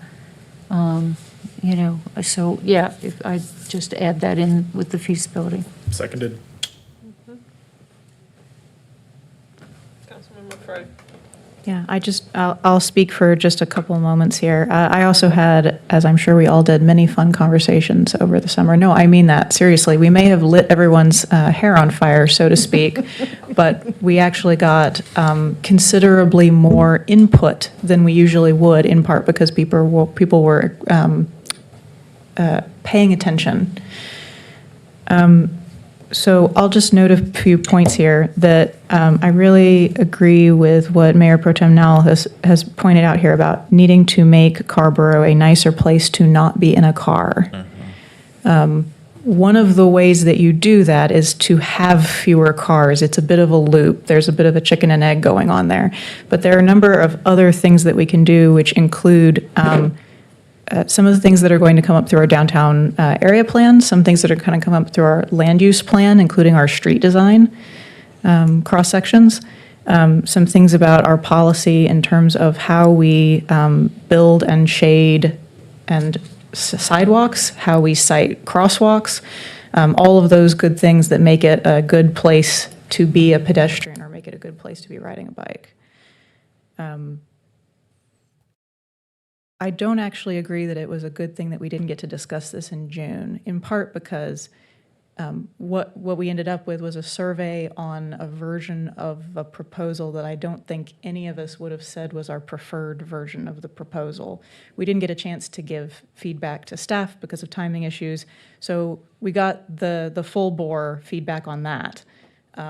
One thing that I would like to suggest we do is that we have parking up, that we have paid parking, the paid parking draft up as a topic at a future work session. It doesn't have to be our next one or even the one after that. But I'd like to have this come back because I feel that we need as a council some time to workshop this thing, to incorporate the good feedback that we've gotten from the community, because I'd like us to have this in our back pocket in the event that we do find that we've got a problem. I also heard very clearly, it's tough. Nobody likes to pay for something that they aren't currently paying for. I would have just dropped under the table if a survey had come back saying that that even a quarter of the respondents were in favor, right?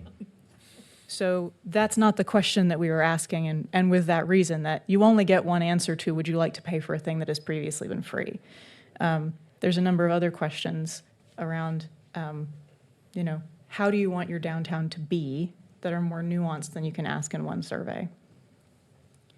But sometimes we hear that parking is a problem in that there is not enough parking, that people have trouble finding parking. It's interesting how much of that evaporates when you are asking the same set of people, would you like to have more open spaces? Because that's the only way that you can make them. Carrboro is not going to build net new parking spaces. There's nowhere to put them. So we're either going to be leasing spaces at considerable expense, so that free parking is not anything like free. Every person who pays town taxes, whether they have a car or not, pays for parking every year. Having said that, I think that we have the opportunity to, particularly with this lease idea, address what I heard folks would say. Some folks would say, yes, there's a parking problem, but it's very restricted in time and location. There's 2 or 3 downtown lots that right now reach peak capacity, and that inconveniences folks, or it causes accessibility issues because you can't get a spot close enough when you have mobility trouble. And folks have also said there is a specific problem all the time for folks who are working downtown.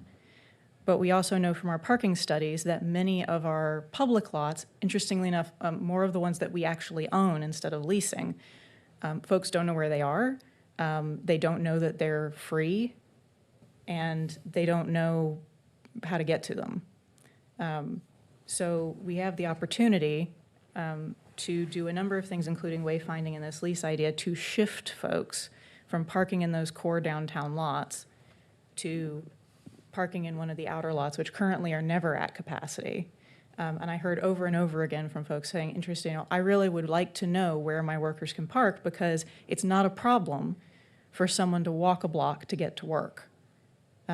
It's a problem if there's nowhere for them to go, or if they're in direct competition with my customers to be able to get to my place of business. So I think that is a really good idea. So I think this is probably going to end up being a motion, but roll with me here for a second. I would really like to have this come back to this topic, come back to at least one work session this fall, so that we can draft some improvements to this ordinance. Because when we get to the point eventually that this is a problem, I would like us to have a draft ordinance that we've actually had a chance to workshop, instead of lighting everybody on fire again every time that we start to hear that there is an issue with parking. So that if we actually get to the point that we do a count and we say there is actually not enough, we have now reached the point of parking saturation, we have an ordinance ready to go. And that's just us doing our jobs to plan ahead on the policy front. Thanks for taking the time to listen to me. I'm not going to say what I was thinking. I'm being silly now. Councilmember Posada. Thank you, Madam Mayor. So here are my comments, and I'll try to be as brief as I can. I think I'm going to have to agree with Councilmember Frey on this. I think we should have had this conversation last year before asking the public to give input, because I too would have not wanted anything to go out to say it's the first 30 minutes. I myself don't like that idea. So before we bring it back to folks, I do want to have one or two, or how many work sessions we need to have to get to a point that is something that is actually feasible, or something that all of us would even consider to vote for before it goes back to the community. I do agree that once we have the library building open, pathways up, we might have a different response. And as we look towards something more concrete on this, I do think we need to have a more comprehensive way of evaluating folks, or not evaluating, like having folks evaluate the program, or having community input where we are talking and giving folks an idea of what are we actually talking about here. Overall, I would agree with the Mayor Pro Tem that right now we don't move forward with any movement, but we do, well, maybe, no. I think we have to move forward with kind of getting some more information, getting somewhere that we can have to discuss, but not implement anything at the moment until we have more time to think it through as a council, present something to the community that is something more feasible, and have a full-on community engagement. We're informing, we're seeing the results of the move of that we've already had, and things are going to be opening up. And be able to provide some of this feedback. Also addressing some of the lags that we had in this session, right? So, I want to make sure that this is going in multiple languages and multiple folks are in there. I want to reach out to folks who are under the income threshold, so that we can see some of these folks who are going to be impacted more severely by this. Find different ways of engaging folks who this process, even though it was great, I think could really be reflective of the reality. So I think this, while not my preferred way of what putting out there into community, was a good spot for us to kind of take a little bit of a breath here. But with that, I do think that ultimately we have to find some way to make sure that these spaces are continuing to be, there's some turnover, because if not, we're gonna just continue to have some of these conversations and not get anything resolved. So with that, Madam Mayor and Council, thank you so much for your time. Councilmember Haven O'Donnell. Yeah, I raised this question in my monthly meeting with El Centro back in June, because I wanted to see if they had any read on community folks who their business is mobile. They come to Carrboro with a mobile business, and they do business in Carrboro, and they use downtown businesses, whether for lunch or going to Fitch for construction stuff or whatever.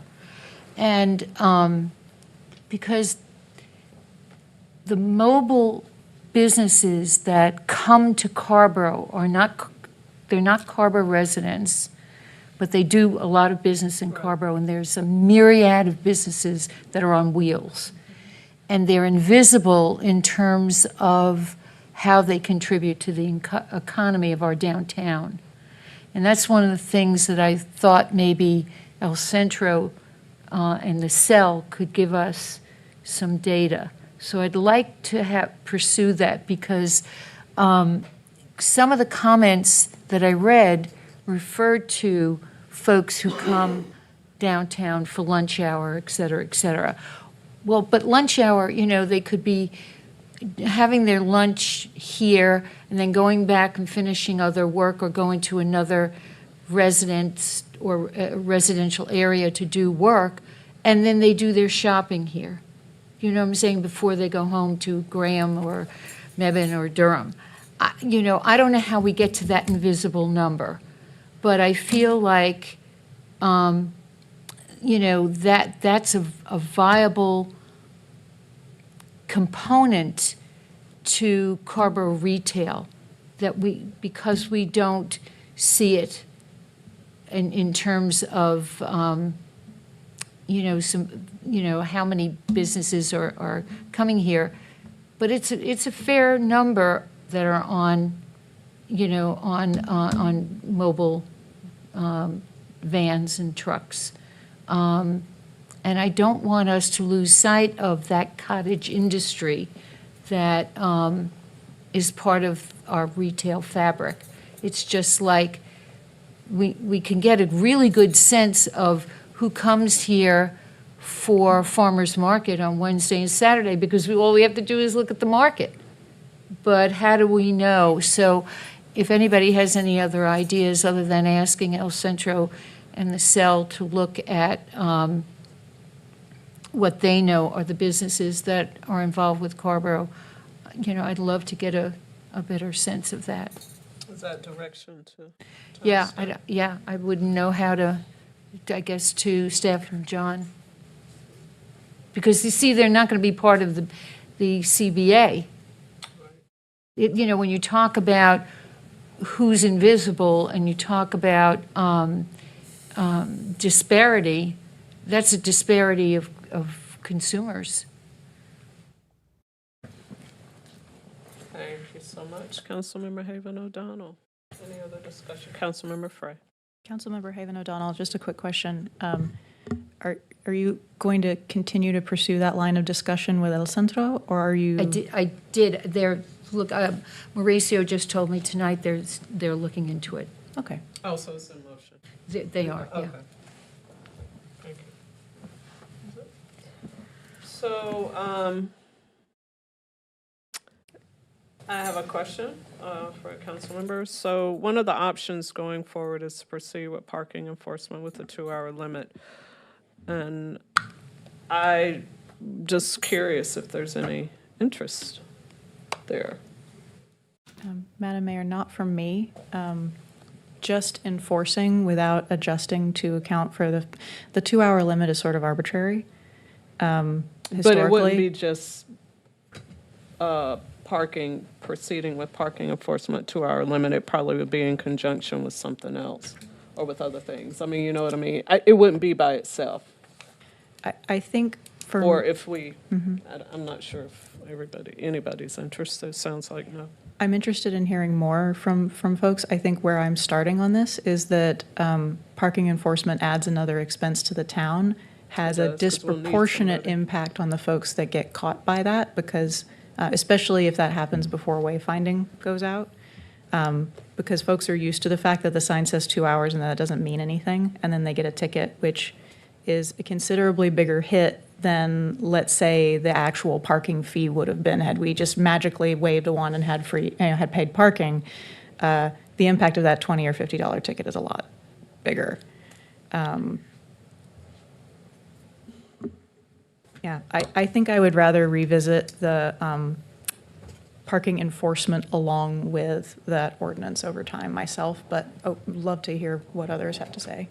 Yeah, I'm not sure that anybody else is interested, but I am very interested in these low-hanging fruit items that we could do ahead of any kind of parking ordinance. I think it could provide valuable information going forward.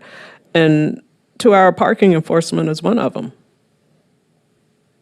And so that's what I was trying to, kind of get around to, and also the impact of the 203 project parking deck. I just feel like, getting information, at least initial information, ahead of another discussion, I mean, that can just add to our discussion. We'll have more information at hand. But I also heard Councilmember Frey say she was interested in a work session this fall, and I'm pretty sure we won't have all that impact information by then, because it would be too soon. Councilmember Posada. Thank you, Madam Mayor. I think I would be interested in hearing more about what, park enforcement will look like, because I do think, this is a longer conversation, and I want to make sure that we're, looking at everything as we're looking at this. So I wouldn't discount having a conversation about what parking enforcement looks like, and the fact that that sign has been up, that it's 2 hours and it's been there. It's not new. We're not adding a new sign. It's a sign that exists. It's a sign that people walk by. It's a sign that people park by. And the fact that, I just see an issue with us having something saying we're going to enforce it and then not. So anyway, that's just on the personal side. So I'm very much interested in having a conversation about what that would look like. And it doesn't have to be imposing a fine on everybody. That like, you stay there. We can figure out ways of letting folks know in lieu of whatever we're doing, or finding ways of enforcing parking at a much lesser rate. I don't know. I want to learn more about what that looks like. I'm not trying to give everybody $50 fines for being in a parking spot for an hour or for 2 hours and 10 minutes. But I want to make sure that we're doing something to kind of move towards a direction of enforcement at some point. Thank you, Councilmember Posada. Is there any further discussion? Mayor Pro Tem Nowell, and keep in mind this is an information item. I'm interested in the possibility of enforcement. I think for me, it is tied to the horizon of wayfinding in the 203 lot. And I think it is unlikely that we have that information. And there's another count coming in the fall. And the only suggestion I would make about like revisiting the ordinance would be like expanding the possible time length of that. We've got 9 meetings before we're done for the year. So I think considering that we're going to have quite a lot of information that we are waiting on, maybe that's a spring thing that we talk about. All to say, I certainly think it's good to revisit the ordinance. I just kind of want us to be loose with the time requirement for staff and agenda planning. Thank you so much. Appreciate it. And if you were going to move that we had that brought back, I would second it. I'm already lost without the motions. I wrote them down, so I have them if you need them. Yes, I would like to move that we, let me do it this way then. I'd like to move that we bring the paid parking ordinance topic to a work session, let's say between now and the end of March. March 2025? Of March 2025, so that we have the opportunity, specifically a work session, please, so that we have the opportunity as a group to chew this over and do some workshopping. Love it. Seconded. Okay, I was counting, and we have 3 motions, including that I one. know it. I thought it was more like 5. Go ahead. So are we ready for the question? No further discussion on that motion. All in favor, please say aye. Which motion do you want us to vote on first? The one you just said. Okay, great. And I will repeat Councilmember Frey's motion is for us to have a work session about paid parking between now and March of 2025. And so it's been moved and properly seconded. All in favor, please say aye. Aye. Aye. Any opposed? Motion carries 6-0. Councilmember Frey, do you have the? Working backwards, the next one I heard was a motion to direct staff to, Mayor Pro Tem Nowell, help me out here if I misspeak, to bring us a presentation about the feasibility of a leasing program that the town lease spaces in publicly owned lots to downtown workers or to downtown businesses. Is that good? Okay. What's the next one? And the last one was that the staff bring us a feasibility write-up about pedestrianizing the block of Weaver Street between North Greensboro and Main North Street. Greensboro and Main Street. Thank you. If I may, I was just going to make your point that Councilmember Haven O'Donnell did amend that motion to have micro-mobility added to that. Thank you. Yep. Thank you for catching me on that, Mr. Joyner. Including micro-mobility solutions. Okay. So that means we have two more motions. I don't think I want to run that together. So read the second motion again. Is that the one we're adding micro-mobility to? Okay. Yes. So that second one was about a report on the feasibility of pedestrianizing Weaver Street and adding micro-mobility solutions downtown. That's the second one? What's the third one? Third one. Oh, sorry. The second one was a presentation on the feasibility of establishing a leasing program for small business employees. Okay. So that is the motion that is the item that's on the table. Is there a second for that motion? Okay. I was the second. It was Mayor Pro Tem Nowell's motion. Danny, and then you for the second. All right, are you ready for the question? All in favor, please say aye. Aye. Any opposed? Motion carries 6-0. And then the third motion. A feasibility report on pedestrianizing Weaver Street and adding downtown micromobility options. We had a motion and a second. Danny motion. Recorded. Any further discussion or question? All in favor, please say aye. Aye. Any opposed? That motion carries as well.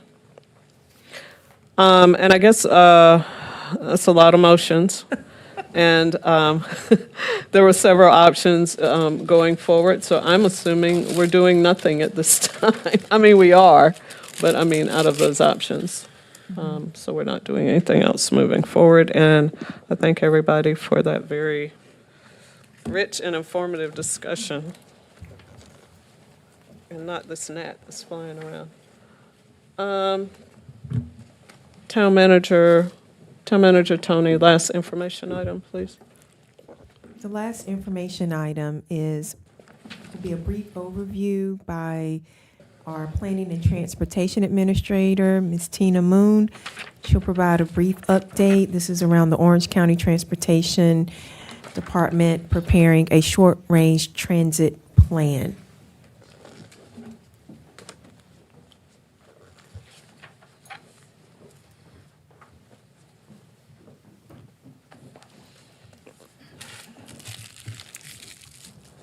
Good evening, all.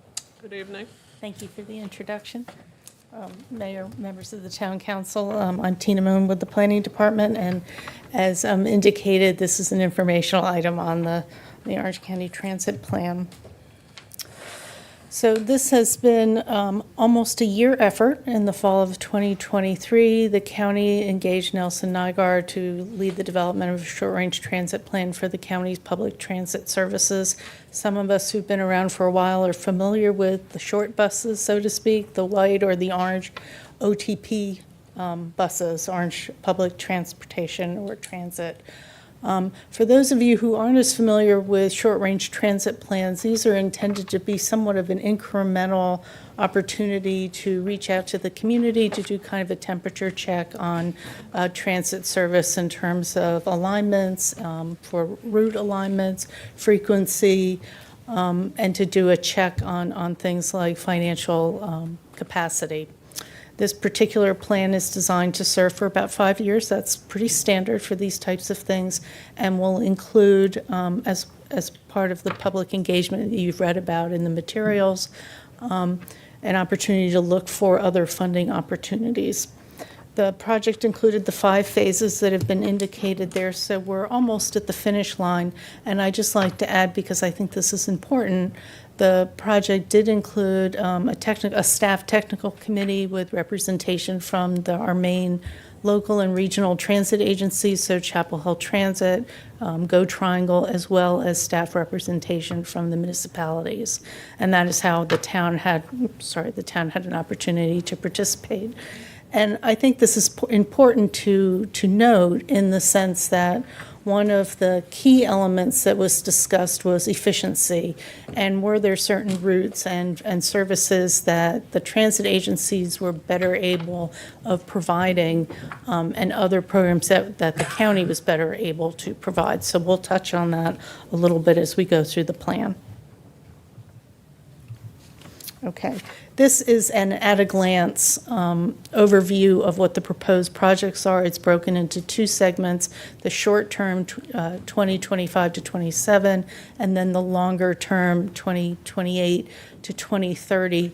If you find more of a pictorial representation helpful, there's in your packet for attachment C and D, the surveys. The back side of the survey shows the same listing associated with the map, so you can kind of get a sense of where some of these locations are. And I just want to hit a couple of the highlights that I think are particularly important. One of the things that the county does quite well is this mobility on demand or call on demand. So this is folks really important in the rural areas who are either older or maybe disabled, have some mobility issues, where they can call to get that ride to the grocery store, the doctor's office, things of that sort. So this is an effort to increase that service. Some of the existing services that the county provides, the Hillsborough Circulator, this would be adjusted so that there would be two routes. One would focus more on northern Hillsborough, meaning from about NC 70 down, and then the southern route would go down to the Waterstone area. There would be a new Mebane Circulator that would be operated by the city of Mebane. And there would be an adjustment to what they're referring to as the hill-to-hill connector. This is the route that Go Triangle runs now, mainly during the peak, that goes from Hillsborough to Chapel Hill and Carrboro. This is probably the service that impacts Carrboro folks the most. And then the Orange Alamance connector would be disconnected. I just want to really draw your attention again to the mobility on demand. One of the things that to me was a really important component of this plan was to make that as easy for folks to use as possible. And during COVID, the way that you requested mobility on demand was through an app, essentially. So you had to sign up for an account online. You needed to request that service online, and that's something that they're revisiting. And I think having that available as more of a cash option is probably a little bit more suitable for that audience.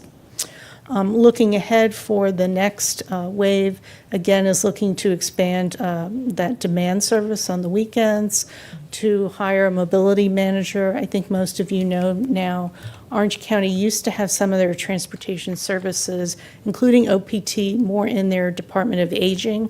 All of those services have really been bundled into a new transportation services department. So right now, there is a mobility manager in the Department of Aging. This would be to add a second one in the Transportation Services Department. Related again to the call and demand and just service in general would be to conduct a fare study to look at the potential of reducing fares or providing free fares.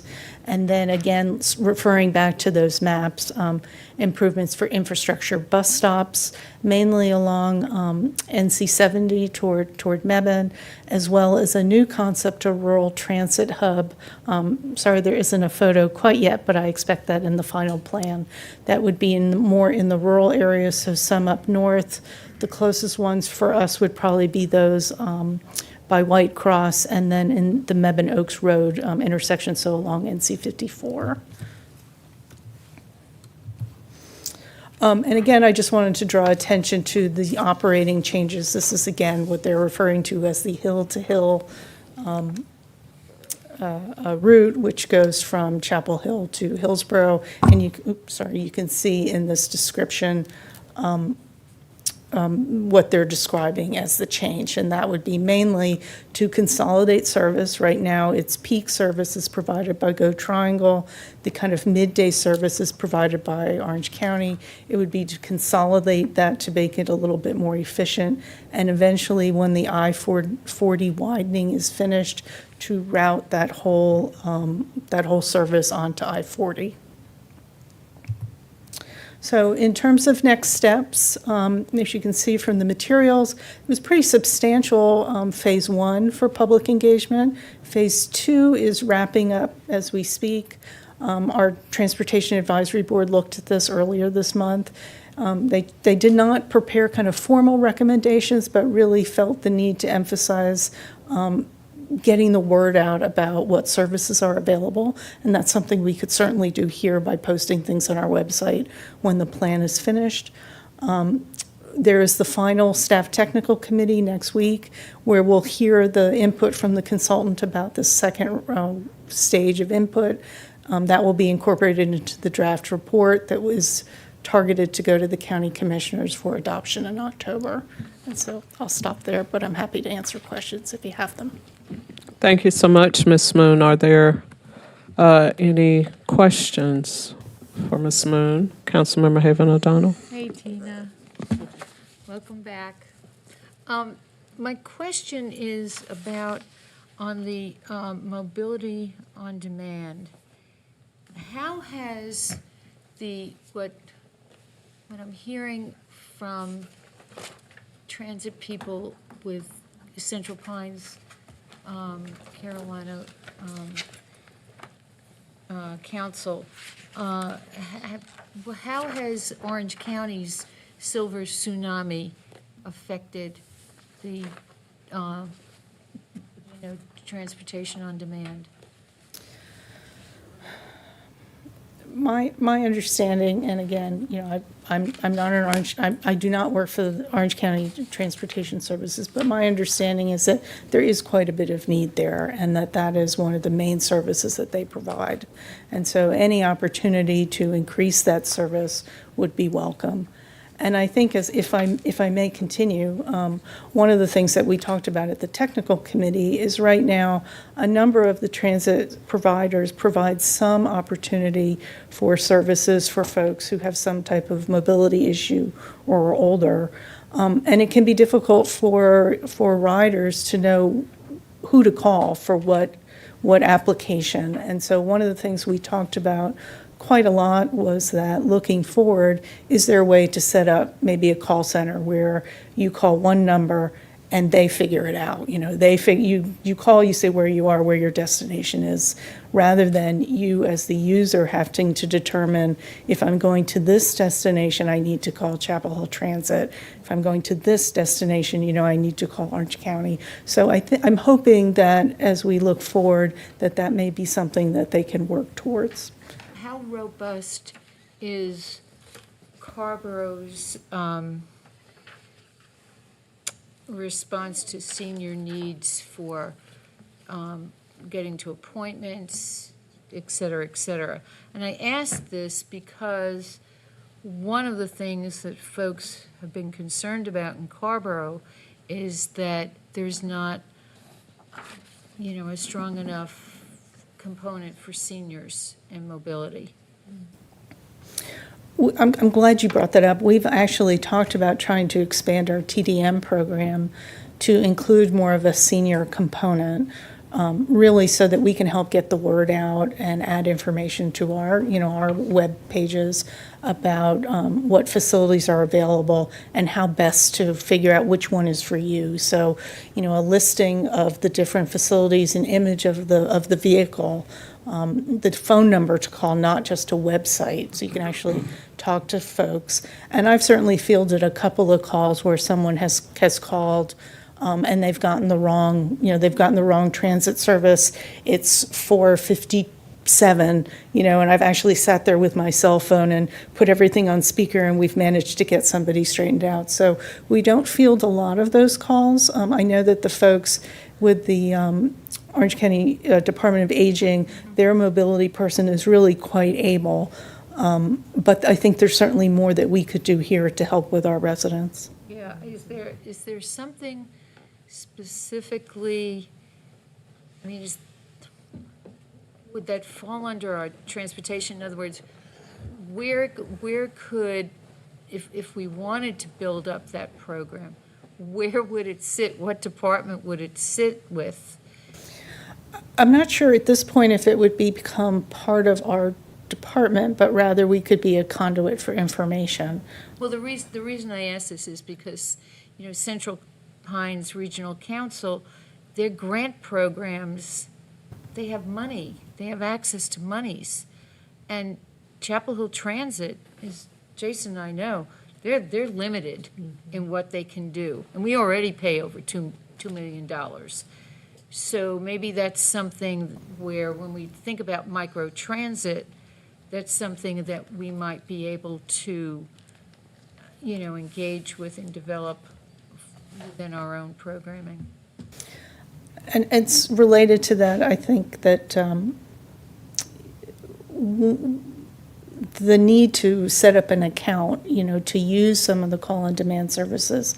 I think that's something where we could certainly facilitate if we had, whether it was a tabling event or if we went to communities, because you kind of have two different groups of folks. You have the people who need the ride, and if they are older or have limited abilities, you might have that adult child who's helping. And so those are two different groups, but both groups, I think, could use that information to benefit. That's a good question. Yeah. Any other questions for Ms. Moon? Comments? Again, this is an information item. Thank you so much. Appreciate it. We are at the end of our agenda, but there is a closed session, so could I get a motion to go into closed session? So moved. Second. It's been moved and properly seconded. All in favor, please say aye. Aye. Any opposed? Motion carries 6-0. So we will wait. 5-minute break. Yeah, go ahead.